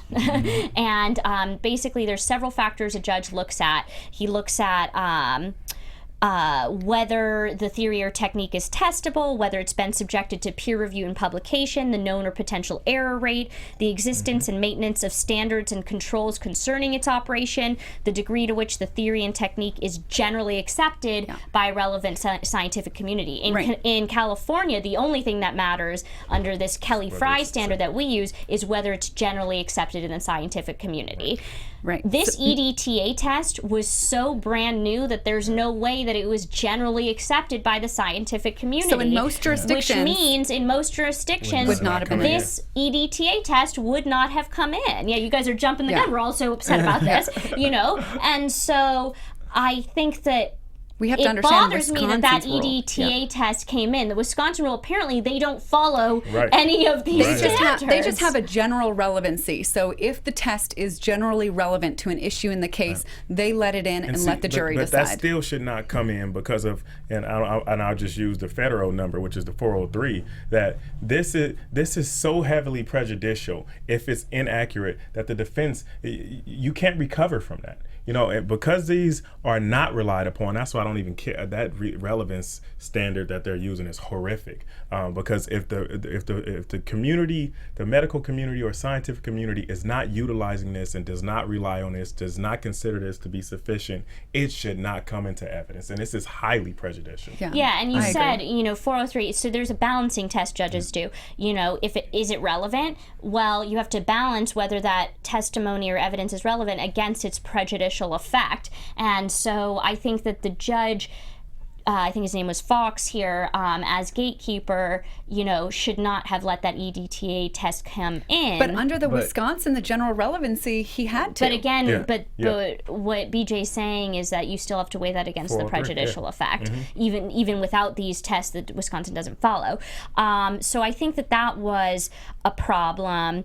And just to touch bases too, I don't know how much I agree, because at least with the research that I've done and obviously what the show showed about that pen going into a vial, from my understanding, that is not standard practice. And what I actually read, it showed, was converse to that statement that she made. I forget her name. This prison nurse. Yeah, because as far and to me, it's converse to common knowledge, because it almost taints evidence. It taints that blood who's going to be sitting in a particular place, because now you put a area for air to transpire, to travel into the valve, and it just doesn't even make sense. And that would be standard practice. But you see the hole, but the thing is actually sealed. They're saying the hole is from the initial draw, that there's a needle into the patient, and then there's another needle that goes directly into the vial. So from the initial draw is where they're saying the hole is. Like, drawn. as opposed to opening it up and pouring his blood in, the prison nurse took it from him and then put it into the vial, to insert it without it being contaminated. And so it seals. But what was more if that is the standard practice, and I know we talked about earlier, if we talked earlier about some of the filmmakers and some of the stuff they should have added and shouldn't have added. If that is the standard practice, but again, I'm not a science major or anything like that. I don't know. But if that is a standard practice, then that's a travesty that this film depicted that in a way. Because as far as I'm concerned, it made it look very damaging. Well, they may not have known that because they probably didn't go to look at all the other vials. But what was more telling to me was that the seal was broken and that there was no chain of custody. Every time that seal is broken, there's supposed to be. But then later on, I've read articles that said that it was in his post-conviction for the first case that the seal was broken, that both sides were present when the seal was broken. But even when that happened, it's supposed to be documented. Yeah. And so there was no documentation of such, and no one actually wasn't portrayed, What also bothered me with a lot of the portrayal, during the testimony of all this physical evidence, all the DNA evidence, I don't know if you guys noticed, and maybe only attorneys would notice, but they mainly just showed, or at least started by showing, video clips from the cross-examination and not the direct examination by the prosecutor. It was like clips from the cross-examination, and so and a lot of it was out of context. And also, I don't think we're watching it like in one episode, we're seeing all this testimony about, the blood and the keys and the DNA evidence. The way it really came out was over several weeks, over a several-week trial, where first the prosecution puts on their witnesses, and then maybe weeks later the defense puts on their witnesses. And so a lot of times for a juror following it, it's not as clear-cut because, they're listening to testimony one week and then weeks later they're hearing the other side. Right. And so I think that what may have been like an oh my God moment to us wasn't so impactful to the jury as it truly played out. That's a good, and we're watching this like on Netflix as opposed to those moments where they might have been sleeping or as a juror, like some of this stuff is boring to them. They don't understand it, so we tend to. You miss things. I mean, the whole one major reason why the O.J. Simpson case turned out the way it did is because the DNA evidence was like so new and so boring that it took a long time to explain it. A lot of it got lost, and that case is just one example that even where there's DNA evidence, that doesn't necessarily mean that there's going to be a guilty verdict. But in that case, and I didn't know this probably because I was in 7th grade and didn't understand this, but there was EDTA found in some of the blood in the OJ case. So that's one of the major differences in these two cases. We can go way too down that road if we That's want. a different after show. Stay tuned. American Crime Story. Shaka, you're on that one? O.J. Simpson. I'm on that one. Catch us next week. Yes. There we go. That sounds good. But I also the DNA that matched on the bullet that was supposedly a match with, but that shouldn't have been inconclusive because it was tampered or it was contaminated with the testers or the chemist's own DNA. And then she redoes it again. Well, she couldn't redo it again because it was only enough for one sample. Right. And so the fact that the protocol required that test to come out inconclusive, but she said it was a match to Teresa's DNA was shocking to me. Because if it's the scientific protocol to require that it's inconclusive, it was contaminated, how did that get in the first place? They did it, I mean, probably it was allowed in with the same general relevancy rule. They let the jury decide, but I think in most other jurisdictions, it would not have come in because the test determination was inconclusive. But I Why also do the think- jury need to hear about this at all if the test is inconclusive? I also think the defense attorneys there did a very good job of impeaching her credibility on They the did. stand. It was great. Yeah. It was You great. know, so I don't know how much. That's why that juror, when he said, "Oh, it wasn't the physical evidence," I think that the defense attorneys did a very good job of showing the jurors that some of this, gotcha physical evidence wasn't as strong. And It that- shouldn't be given as strong of weight as it. That might have played, actually, now that you made that statement, that might have played more in their favor to have her on the stand so that you can actually create that or plant more seeds in a juror's mind that this is a setup and that the Exactly. prosecution is overreaching here. Yeah. The fact that she was told to, their language was like connect him to the house. to the house, Right. or tie him to the house, whatever. I think that only goes to help Yeah. their theory of, law enforcement framing. That's why I want to talk about, my next subject, which is really the elephant in the room in this show, is the theory that law enforcement framed Steven Avery. That was the defense. And I have one comment I want to get your opinion on. I was thinking this whole time that, this trial took place not so long ago. It was 2006. But I do think that so much has happened in the last 10 years, especially in the last couple years, with Black Lives Matters and a lot of cases, that I think, especially in major cities, not necessarily in Manitowoc, but in major cities, I think that a defense that law enforcement framed a defendant would be better taken at this time and in a major city. I mean, that was basically a defense in the OJ case, and so I think that had this not been such a small town and had this been today, then Steven Avery may not be behind bars, because I think jurors would be able to believe it more. But this happened at a time when, a lot of these issues weren't at the forefront of media, and also in a small town where people didn't want to believe that law enforcement could do such a thing. This show think it itself probably wouldn't even be big if it wasn't for the day and age. And I agree with you, but if it Like, wasn't this for the show day and wouldn't age, have been as big if it aired 3 years ago. Right, I agree. I think it's harder today to believe the cops are framing, because now I want to see all the video evidence. I want to see some text messages. I feel like in a bigger city it's more difficult because it requires so much coordination. To me, it was completely believable because it was a small town. There was very little oversight. A bigger city, I start to think, well, man, you're gonna have to get a lot of players involved to really frame this guy. But here, it was only you only need 3 or 4 people. I think it's the Or opposite, they said though. 2, right? Lank and Colburn Yeah. could have done it by themselves. Exactly. Right. But I think my perspective is that it's actually the opposite. I think as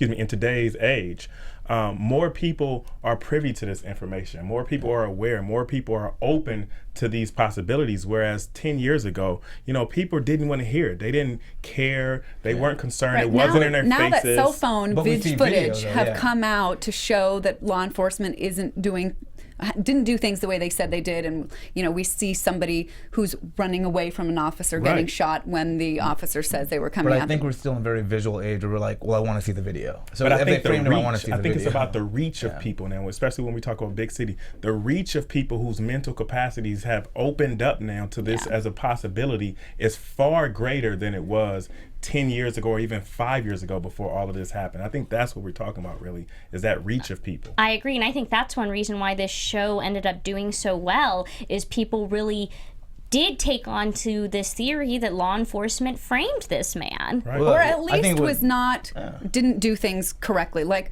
whether or not people believe he's guilty or not, I think it's pretty agreeable to most people that Manitowoc Sheriff Department should have had nothing to do with this once Steven Avery was on the radar. And they even came out and said Manitowoc sheriffs are going to have very little to do with it. They're only going to assist Calumet County in doing the investigation. But that didn't happen. Right. Yeah, I think it had a lot to do with how the documentary was presented. Even if he did it, they clearly framed him from the documentary. Like, even if he did it, they took steps to make sure he was caught. Right. And right. so that to me was like not an issue from the documentary. They definitely took affirmative steps to plant evidence that was not there.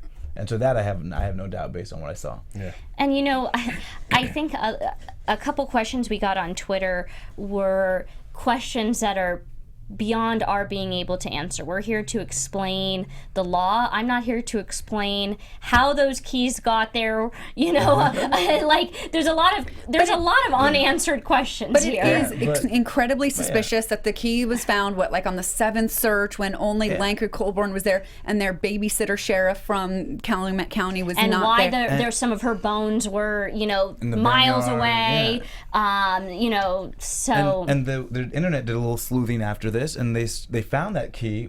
She had it on several rolls of keys. She had it on a keychain.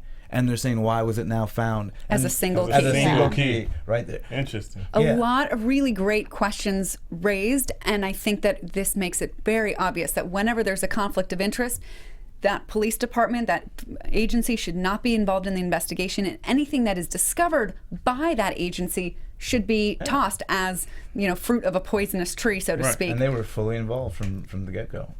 So I don't know if there's some, I guess it would be, you know, the FBI or the Attorney General's office that would look at the conduct of the Sheriff's Department. But we know that when they looked at the conduct of the Sheriff's Department way back in the first case, that they found that nothing had been done wrong. So it's very difficult to put faith in that part of the system. And I think a little bit about the blood that you're talking about. Where was it found? It was found in that car. And a little teeny tiny thing, and this horrific, you know, slicing and shooting, and there was no blood splatter anywhere. That is not teeny at all. And we know in the car. That's a huge factor. And right we there. have the sheriff calling about the car before they found the car. Right, he calls in the license plate Yeah. and is able to identify the model that was Colborn who did that. But I want to talk about that. I want to talk about that blood splatter. Or the lack thereof. Or the lack thereof, right. Because, you know, I talked about the confession of Brennan Dassey, and like we heard, we cut her throat. You know, we punched her. We shot her in the head. How was there not blood everywhere? And people are like, oh, well, but he bleached it. But you'd be able to test for So, bleach. but you're going to tell, I mean, let's just think this out. This guy had, and they stated a number of these things on the documentary, or excuse me, on the series. This guy had this thing where he could have crushed the vehicle, right? So you're telling me this guy took so much time to bleach this out and orchestrate all this stuff, but he leaves little things like, and they did a good job with the glove and how, you know, with the scar and everything, or detailing how that just was impossible. But you telling me he left smears in the car, and he just left the car sitting there for somebody to just come find. Some of these things just do not make sense to me from an evidential perspective. It just don't make sense. Which is a testament to the defense, to the job of Jerry Buting and Dean Strang. These defense attorneys, the fact that we're all here questioning all this, did do a very did a good great job job. to put doubt in all of our minds Right. as viewers. Obviously, they didn't succeed in the panel, with the jury panel, but they did with a lot of viewers. Right. So do you think the key should have been allowed in because it was discovered by Manitowoc sheriffs? No, Yeah, absolutely. I think there was a clear But conflict of does the defense then want it in because it goes to further their theory that law enforcement framed him? So, you know, evidence, there's two sides to every story. Well, if the I key think- wasn't in, but then the defense couldn't, you know, bolster their theory there's that they pieces put of it evidence. there. I think there's pieces of evidence. Some evidence, even though that's the theory, I would rather do away with that theory and exclude all the evidence. If that's the even case, let's get rid the of that defense evidence. attorney said no attorney wants to have a case the police framed You don't? my Yeah, client. So the if less the key evidence. was not involved, then they would not have had to go with that theory. Yeah. But it was the only thing that could explain why it got there. And it was shaken and it was under slippers. Like, how does that happen if it falls straight? Some really valid questions were raised. I think wish if there's it had not any been let in. less evidence tying your defendant to the physical act of the crime, I think you want the less evident. You know, you don't want to use that as a part of your theory of the framing. You want to work with as little of that as possible to create that I mean, theory. I think it's relative to the piece of evidence, but I agree in general. You know, I want that excluded. I definitely want that excluded. And I didn't understand why, even though the trial was held in Calumet County, why all the jurors were from Manitowoc. Why, I don't know how big of a difference it would have made if they had jurors from Calumet, because Teresa Halbach herself was from Calumet County. So I don't know if that would have made a big difference. Well, at least two of them might not have had a relationship to the sheriff's department and to the clerk of court. So that. And as far as I know, a friend that I have that is a prosecutor, or former prosecutor, present attorney general, that if that was her case, she would have understood that somebody wanted to move it to another county, conceivably somewhere else, like across the state. Exactly. And that another happens. measure that could be taken is jury sequestration, which is during the duration of the trial, the jurors are not allowed to see their families, and so that's a step that judges don't make that decision lightly. But you know, it seeks to ensure that they're not getting outside information, and that was not done here. They were only sequestered during the deliberation period. Right.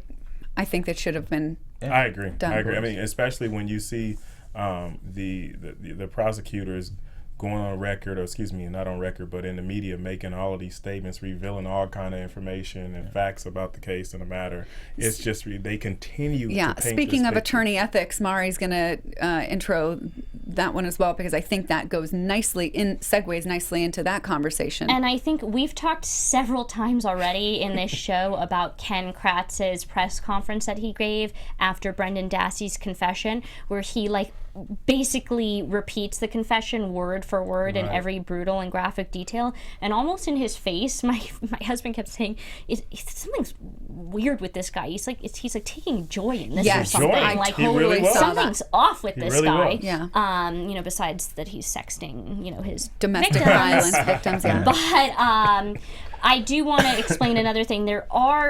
Attorneys are held to a code of ethics. We are all admitted to the state bar, and the state bar, when we do something wrong, we report to the state bar. And there's something called the model rules of professional responsibility. We all have to learn these before we had have to learn a test on these. A test just on ethics before we take the bar, and then again we have to repeat them again on the bar. And I don't know where Ken Kratz was during these law school lessons about professional responsibility, but one of them says, a prosecutor should not make or authorize the making of an extrajudicial statement that a reasonable person would expect to be disseminated by means of public communication if the prosecutor knows or reasonably should know that it will have a substantial likelihood of prejudicing a criminal proceeding. Right. Yeah. His press conference, which was obviously disseminated to the public, was so prejudicial to Steven Avery's case and Brendan Dassey's case that it's shocking to me, that he thought it was okay to make such statements. But you know what's interesting is the silver fox they call in the show, the reporter, one of the on-air reporters, he then went to law school. And I read an interview with him, and he said the problem was that Ken Kratz was the same person to write up the criminal complaint, and that prosecutors are allowed to talk about whatever's in the public record. So he took from that confession verbatim almost in the criminal complaint, which was then a public record, which allowed him to make these statements. Because there was a complaint to the ethics about Ken Kratz, and they said he hadn't done anything wrong. Now, looking back, Ken Kratz regrets having held that press conference, or so he says, not because he says he did anything wrong professionally, but because of the criticism that he received. But most legal analysts look at it and very obviously say he should not have done that. It definitely looks like it was crossing the line, and that is like a sheer technicality that saved him from facing, I would say, disbarment, but I doubt that they would have gone that far. Yeah, because he put everything from that confession in the criminal complaint, which became public record. That protected him, because if it's public record, he's allowed to say but it. But then the jury never heard those things. The Steven Avery jury did not hear those things. They had been tainted by it. So, the prosecutor's not supposed to be making statements that they, show guilt or innocence, or about the physical information, the evidence that's going to be shown. Highly, highly inappropriate that he made these statements. I want to also talk about one other thing when it comes to attorney ethics. There's a case called Brady versus Maryland. All prosecutors know it because it stands for the fact that prosecutors, if they have exculpating information or evidence pointing to that defendant's innocence, then they need to share that with the defense. And all prosecutors, whatever the state, even in Wisconsin, have to abide by this. And especially in the first case, the Penny Beerntsen case, it sounds like they had information pointing to Steven Avery's innocence, and Right. pointing You're to talking about the phone call that Yeah. Colborn received. But that was years later. But even when they were first building up that case I see against what you mean. him, they had information pointing to his innocence and pointing to the fact that other people could have done this. And I just wanted to talk about Brady only because a lot of viewers don't know about it. And I don't know. Do you think that there were violations here? Yeah, I mean, I didn't see a violation of the Brady rule within the second case. Because there But I was think- nothing in the second case that was so clearly pointed to someone else Because they were doing setting- it. Right. Because Well, they didn't technically- investigate anyone else. Yeah, technically, if what it looks like, if they're setting him up, there Yeah. would be no exculpatory evidence. Yeah, we're gonna plan it. We're gonna deliver. But I think that where there was a violation of the Brady rule, you've already addressed, and I think that I can't say for certain that it was because it was so many years down the line, and I think that was the point that I was talking about. But the initial process, Colborn got the that phone phone call call. that the other man Right. who was in prison for something else, confessed, and they knew that he's the one who did it, Greg Right. something. I mean, to my knowledge, at that point, even though the prosecutor who may have prosecuted Steven Avery could have been long gone, the prosecutor's office as a whole has the duty to turn that over. over. Right. So speaking of ethics, we definitely need to talk about Len Kaczynski. This was Brendan's first public defender. We almost are speechless, right? About the I level have of no idea incompetency. how he was not. He says, At least, disbarred, yes, but at least like any step up to disbarment, you could be suspended. You could be forced to take more legal education classes, more ethics classes. Have to take the exam again for ethics. Like the fact that he didn't have to Such do a disservice anything. to that client. Yeah. Yeah. And I mean, the big one that he actually violated was, and you talked about our, our codes of ethics, is his duty of loyalty, and all of us clients. All of us attorneys, we have a duty of loyalty to each and every one of our clients, that we have to make sure we're advocating to the benefit of our client. And clearly, time after time, where he comes out and he states in the media, that we're, if I'm correct, that we're considering a plea agreement. Well, first of all, that shouldn't be stated, because if jurors hear that, they're automatically going to assume.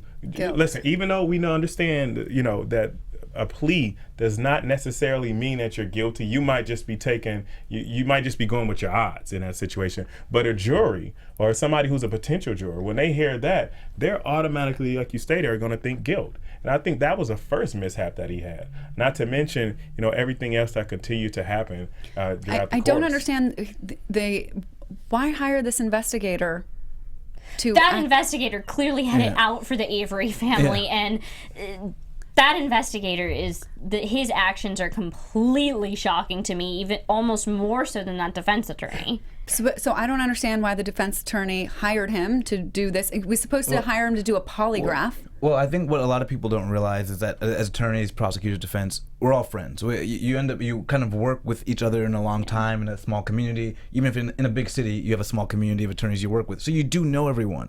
And it just makes me think that maybe he and Ken were friends. And he wanted to wrap this up for Ken because he believed he was guilty. And just a matter of just kind of, crossing those T's and dotting those I's. But that's where Ken has the greater duty of the two to make sure. I don't care what you're trying to do. Yeah. My client said he's innocent. Let's entertain, at the very least, entertain the fact that he may actually be innocent, and let's consider this. He did not once consider it. In fact, when he called, and we mentioned this earlier, when he called Mr. Kaczynski and told him we're done, and we you got clearly, it. He did we well. got it. You clearly know what he wanted in the process, and it went very well. That's what he should have been doing. But a lot of people go, why motive? And so just kind of explaining that these guys were probably friends. They definitely knew each other, and they're in a small town, so that happens. I do want to make one comment, because when my husband and I were watching, he said, but Brendan told him he's innocent. Brendan told his attorney he's innocent. And I was like, well, pretty much every defendant tells their defense attorney they're innocent. That's not what bothers me. What bothers me is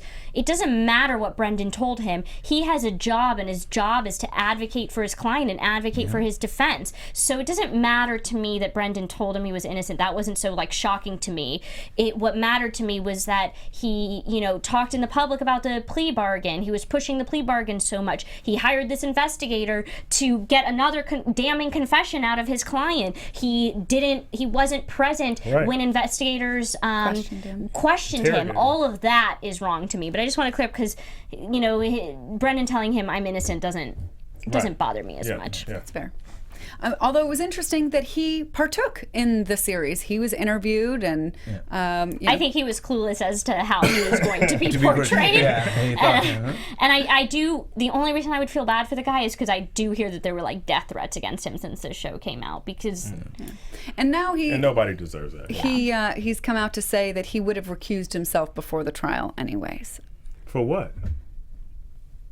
I don't know. That's what I. Before the trial, he was trying to make sure that there was no trial. And it seemed from the I don't show buy that he that. was trying to stay on it. Yeah. And he was trying to say that Brendan's mother was like this pit bull who like wasn't allowing him to do his job. Well, I mean, let's just be since we're talking about legal. As a lawyer, you can't simply just recuse yourself from a trial once you have a client. You can't just simply get up and walk away. The judge has to approve of that, and it has to be a conflict of interest. Yeah, it has to be something between irreconcilable difference between you and the client. You can't just get up and say, "Hey, I don't want to take this case anymore." You know what else surprised me is when a defendant doesn't want to have their public defender anymore. It's called a Marsden motion, at least in California. And normally, the only people present for the Marsden motion are the defendant, the attorney, and the judge. The prosecution isn't even allowed to be in there, let alone the public and the cameras. Right, so it was really That was surprising interesting to to see me that when Brendan, you know, had this motion to make sure that Len was no longer his attorney, that was all videotaped. That was really odd to me. Yeah, I agree. And one other odd legal thing that I want to get to before, I think the biggest issue is if Steven didn't do it, who did? Is we got this question on Twitter, and this was something that struck me as well when I was watching, was in Steven Avery's appeal, the judge who reviewed the trial record for error was the trial judge himself. How could someone who did put on the trial review his own record That's for not normal. error? And I worked for the Court of Appeal in California, and it's normally, at least in California, it's a panel of 3 appellate judges who review the trial judge's record for error. And the fact that the trial judge was the same person playing both roles is Beyond very us. strange Bizarre, to me. yeah. I think very, very it strange. definitely was a conflict of interest there, for sure. But I don't know if, and I don't have any background, and so obviously I'm taking you guys' opinion on this. You guys let me know. Now, was there a situation where he moved from the district, or even if he moved up from court? trial judge to appellate court, then he shouldn't be the on one I reviewing agree. his Yeah, I own completely record. Because agree. there's a lot of times in Los Angeles where the trial judge gets moved up to the appellate And then he court, recuse himself. but they recuse themselves Exactly. from any case where there's potential bias, let alone, any case where it's like, oh, I have a family member, or oh, I know too much about this case, or whatever it is, let alone the fact that you're reviewing your own record for appeal. Makes no sense. So yes, he could have then been bumped up to be an appellate judge by the time it came around for appeal. But the fact that he, as a single person, was reviewing that record is bizarre. And maybe something special about Wisconsin that none of us know, because as far as I know, none of us are licensed in Wisconsin. Right. So So I mean, but I think that it still shows whether it's allowed in Wisconsin or not. It still shows a mishap in the justice system. that almost nullifies the appeal process. I agree. I completely agree. So on to who did it if it wasn't Steven Avery. Well, we have several theories about that. One I kind of like was Scott Tadich and Bobby Dassey. Scott Tadich was the stepfather of Bobby and Brendan. And the interesting thing about Scott and Bobby they are each other's alibis. So Scott says he sees Teresa taking pics, 2:30, 2:45. She's gone by 3. He goes down the road, and that's when he sees Bobby Dassey flying by him in the opposite direction. And Bobby Dassey says he sees Scott Tadich going the other way.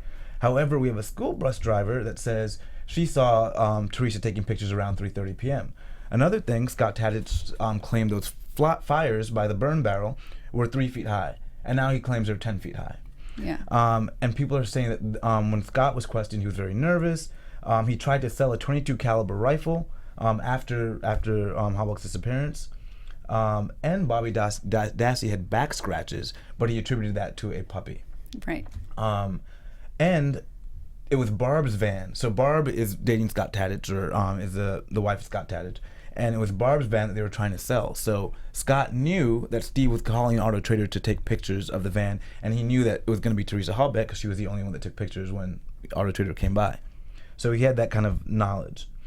And he also mentioned to the police, he mentioned to a couple of friends that his stepson had some blood on his clothes that were in his laundry with his clothes together, almost setting up just in case something were to get, So not all of these series have just come out post-trial. Yeah. There were these series during trial, and Steven's defense tried to present them to the judge, but the judge didn't let them in. He was not allowed to name anybody else who could have had third-party liability or name other person who could have done it. He was only allowed to name Brendan Dassey.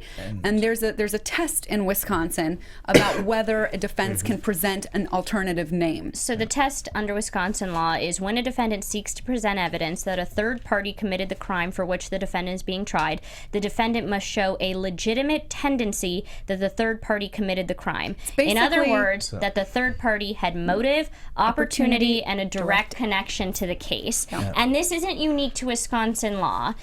Every state has a third-party culpability, third-party liability rule in place that basically says you can't just name somebody out of thin air. You can't just come in and the defense is always someone else did it. But you can't start naming other people without any corroborating evidence. In California, you have to have corroborating evidence that someone else did it, which makes sense, which should be the rule, which should be the law. You can't just say, oh, someone else did it. Oh, my cousin down the street did it because, I heard that. There has to be corroborating evidence. And so that is why Steven Avery's defense was not allowed to bring in evidence that Scott Tadich or Bobby Dassey did it, but I do think they did a good job, at least in their cross-examination of these witnesses, of without explicitly saying it, at least like implying that they could have been involved in their cross-examination. And none of them were asked for alibis. And well, they were each other's alibi. Oh, right, but beyond that, nothing was corroborated. They presented as very bizarre witnesses to me. I didn't believe them at all. And again, I'm not here to speculate as to what really happened because I don't know. I'm only here to talk about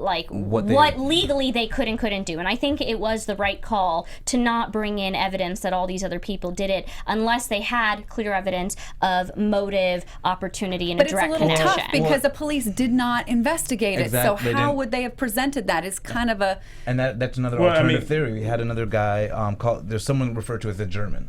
And so his wife called and said that he had told her that day he was going to the auto salvage, and that he had scratches and he had a little blood on his finger.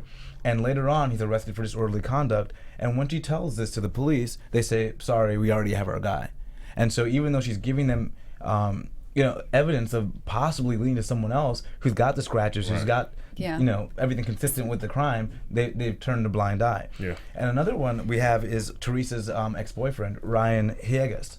And he's a little bit more troublesome.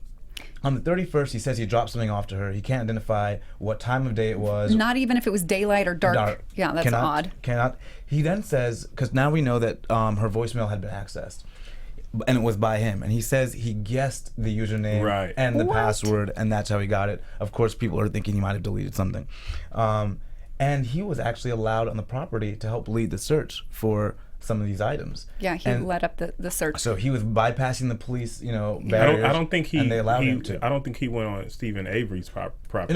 He was on the property. He was able to lead one of the searches past the police. But beyond this, these suggestions, just statistically speaking, when a woman is killed, it's generally somebody she knows, somebody close to her, a former lover, family. So the fact that these people were not even treated as people of interest is bizarre. They didn't even look at him. And sorry, I just want to go back quickly to Scott Tadich. Yeah. The most bizarre thing to me is that his own brother-in-law, that's Steven Avery is his brother-in-law, right after the verdict, he told the media, this is the happiest day of my life or something like that. That's bizarre. His behavior was bizarre around the whole scenario.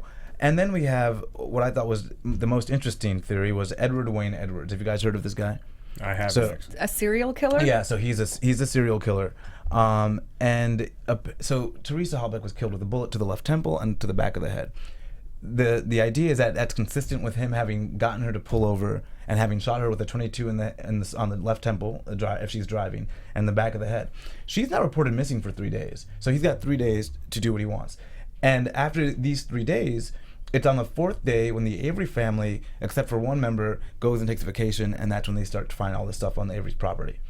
And so this guy had committed some murders in the past, kidnapping, murders. And he would, as part of his pathology, frame other people for it. And then he would go to like the funeral, or he would appear in the courtroom. And we have in season 6, I believe it, episode 6, there's a guy that appears. We have, that's a known picture of him. And then we have this guy that appears in episode 6 behind the prosecutor, behind Ken Kratz. And there's speculation as to whether or not it is Edward Wayne Edwards. And he described prior to this how he would dispose of a body, how to blow up a body using a log, using gravel, using natural gas.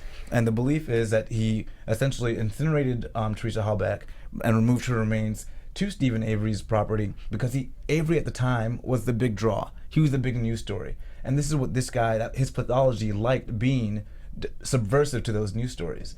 And so they're saying he killed her and set up Steven Avery, and you see him in season 6 because he always tried to appear in the footage.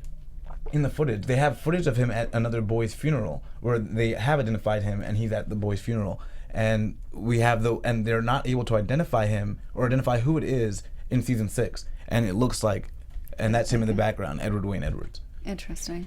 Well, it looks like him, and no one's been able to identify this man from this episode. There's a little close up of him.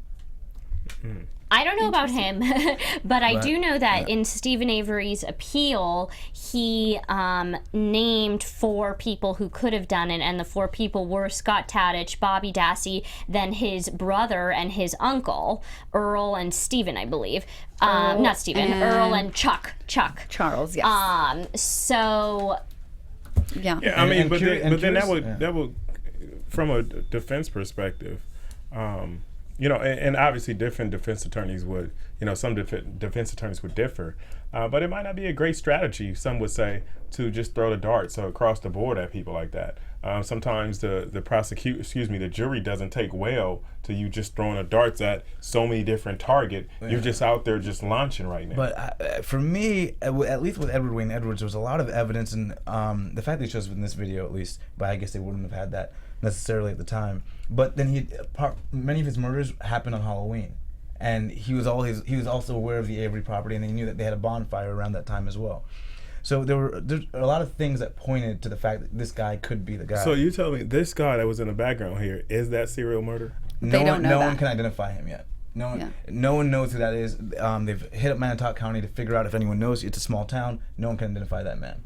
But it looks very much like Edward Wayne Edwards. That's interesting. So let's look at what the future of these cases. What has happened since the documentary wrapped? Well, with Steven Avery, he had filed an appeal, and then Kathleen Zellner actually just drew back that appeal. She just spoke 2 days ago about it, and she believes that forensic testing is going to set him free. I know some of the EDTA tests now have advanced, so I'm assuming that's where she's going. She's also just bought a Toyota RAV4 that was similar to Teresa Halbach's. She's doing her own independent testing.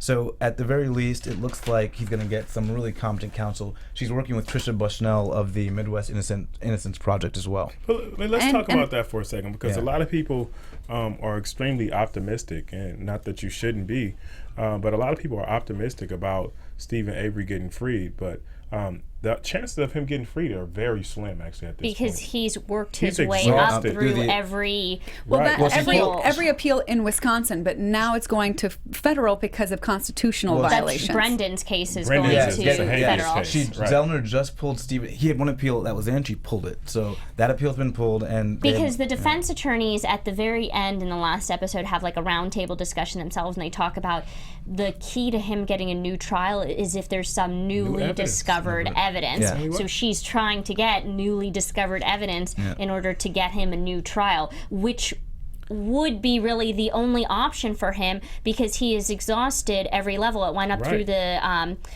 appellate court and the state Supreme Court already.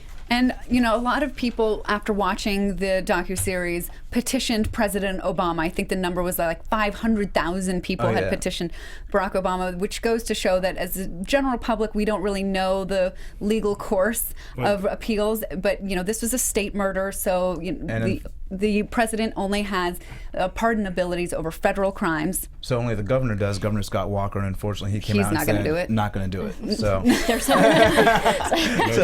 There's no way he did go on record that saying person. absolutely not. And then with relationship to Brendan Dassey, he'd filed an appeal in 2010, which was denied. 2013 as well, which was denied. And he has got a third appeal right now, and his lawyer is working with that. She's Laura Neryder of the Bloom Legal Clinic. And I also it's a habeas corpus, in federal court, and that is you need to have due process to. And they're explain what got it to federal court, because there's constitutional issues here, which I think that's what makes Brendan's case unique from Steven's. Is there certain constitutional issues, like you said, due process, having to do with the coercion.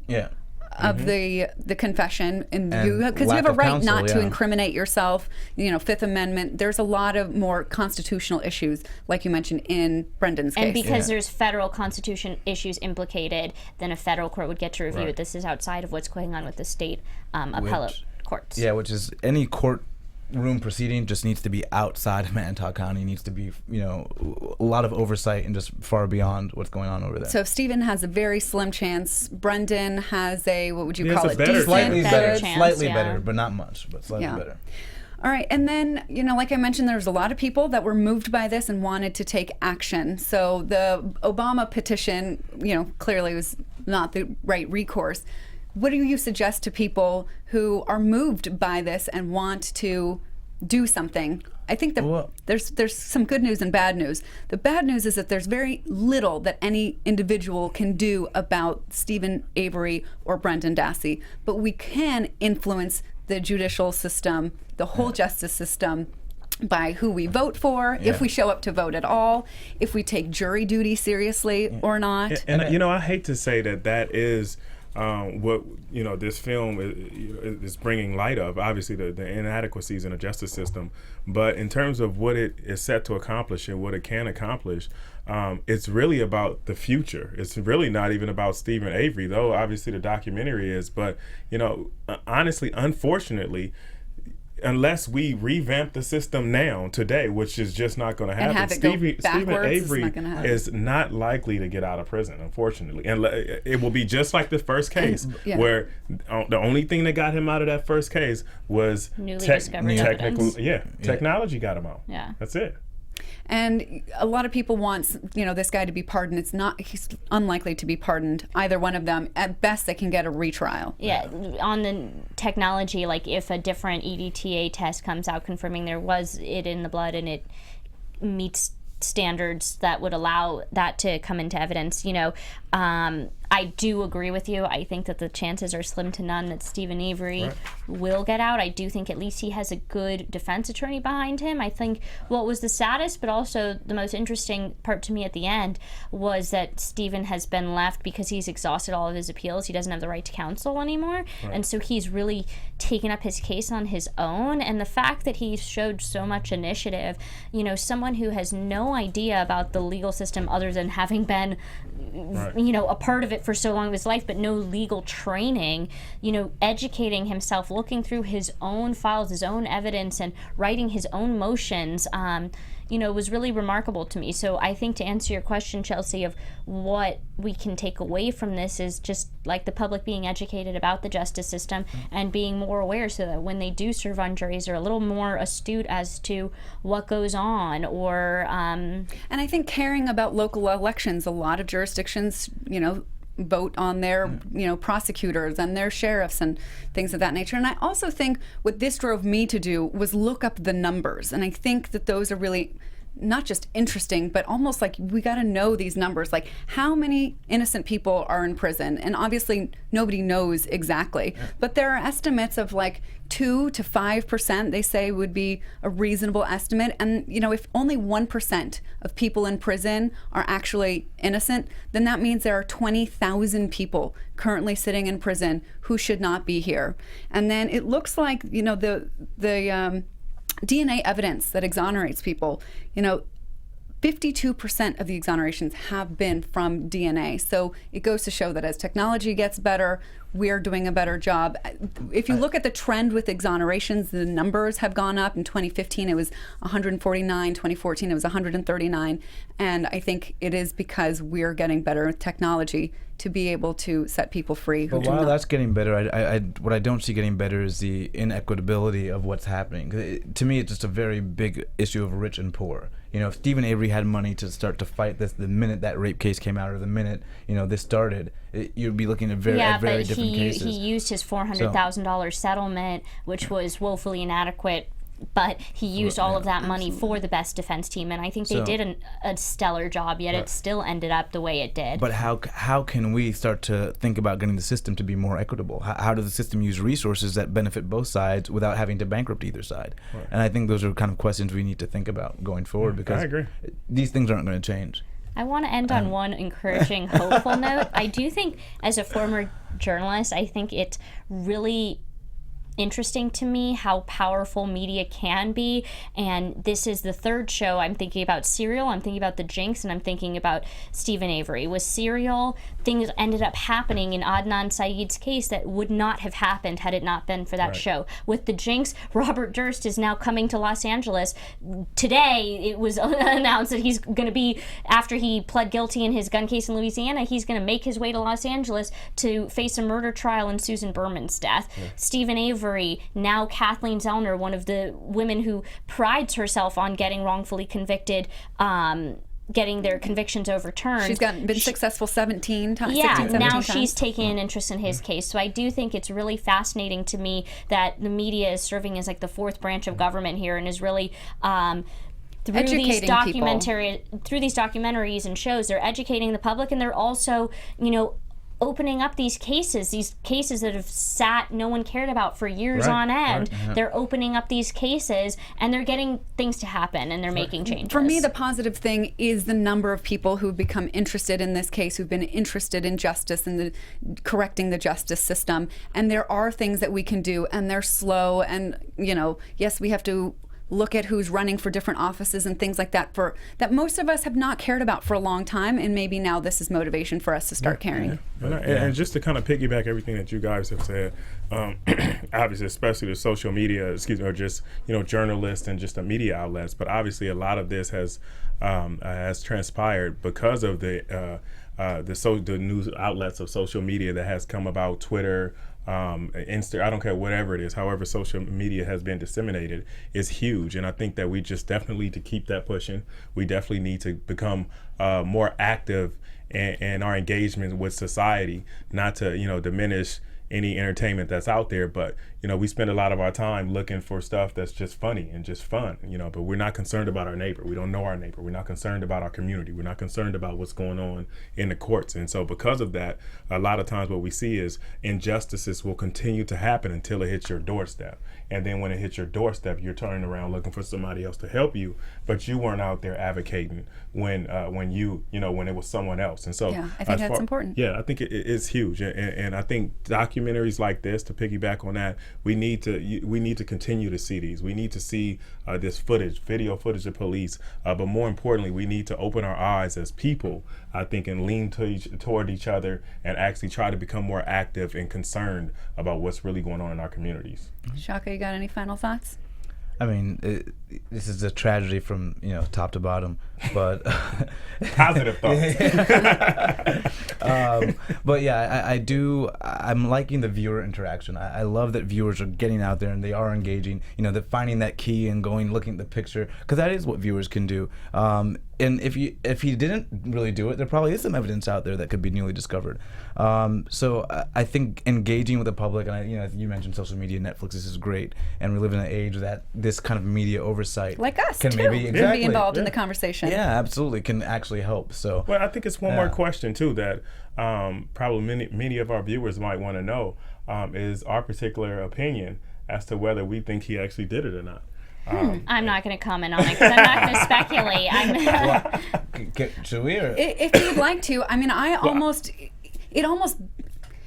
don't want to sound like so apathetic, but it almost doesn't matter. To me, the biggest thing about this was the spotlight on the justice system and the flaws, Right, and that's what I focused on. Yeah. There are some days where I'm like, yeah, he may have, and many other days where I'm like, I don't think so. But I do not think that he got a fair trial, and that is the biggest problem for me. I'll I'll make one say- comment. Yeah. Brendan Dassey should not be behind bars. I agree. That I will but feel I'll comfortable also say saying. that from what I have seen, again, and I've seen maybe a biased perspective, but what this video has shown me is inadequacies, obviously, in the justice system, but inadequacies in that process of developing information and evidence.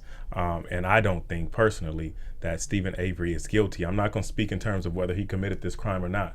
I'm speaking in terms of whether he's guilty, and that means that the evidence that was presented at that trial actually was sufficient enough to prove that he actually was Beyond guilty. a reasonable doubt. Beyond I a agree with reasonable that. doubt. I agree with Fair. that, but I also think he's innocent. So yeah. I won't go so far as to say he's innocent, but I'll go so far as to say there's a reasonable doubt that Right. was created in that trial as to his That- guilt. yeah, right. And that if I was a juror on that panel, then I would not have Right. come with a guilty verdict. Right.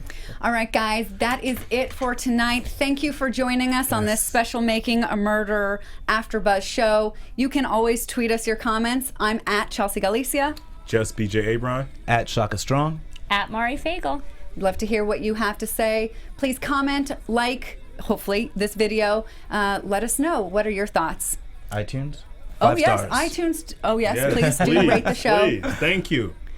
All right, thank you for joining us. Bye-bye.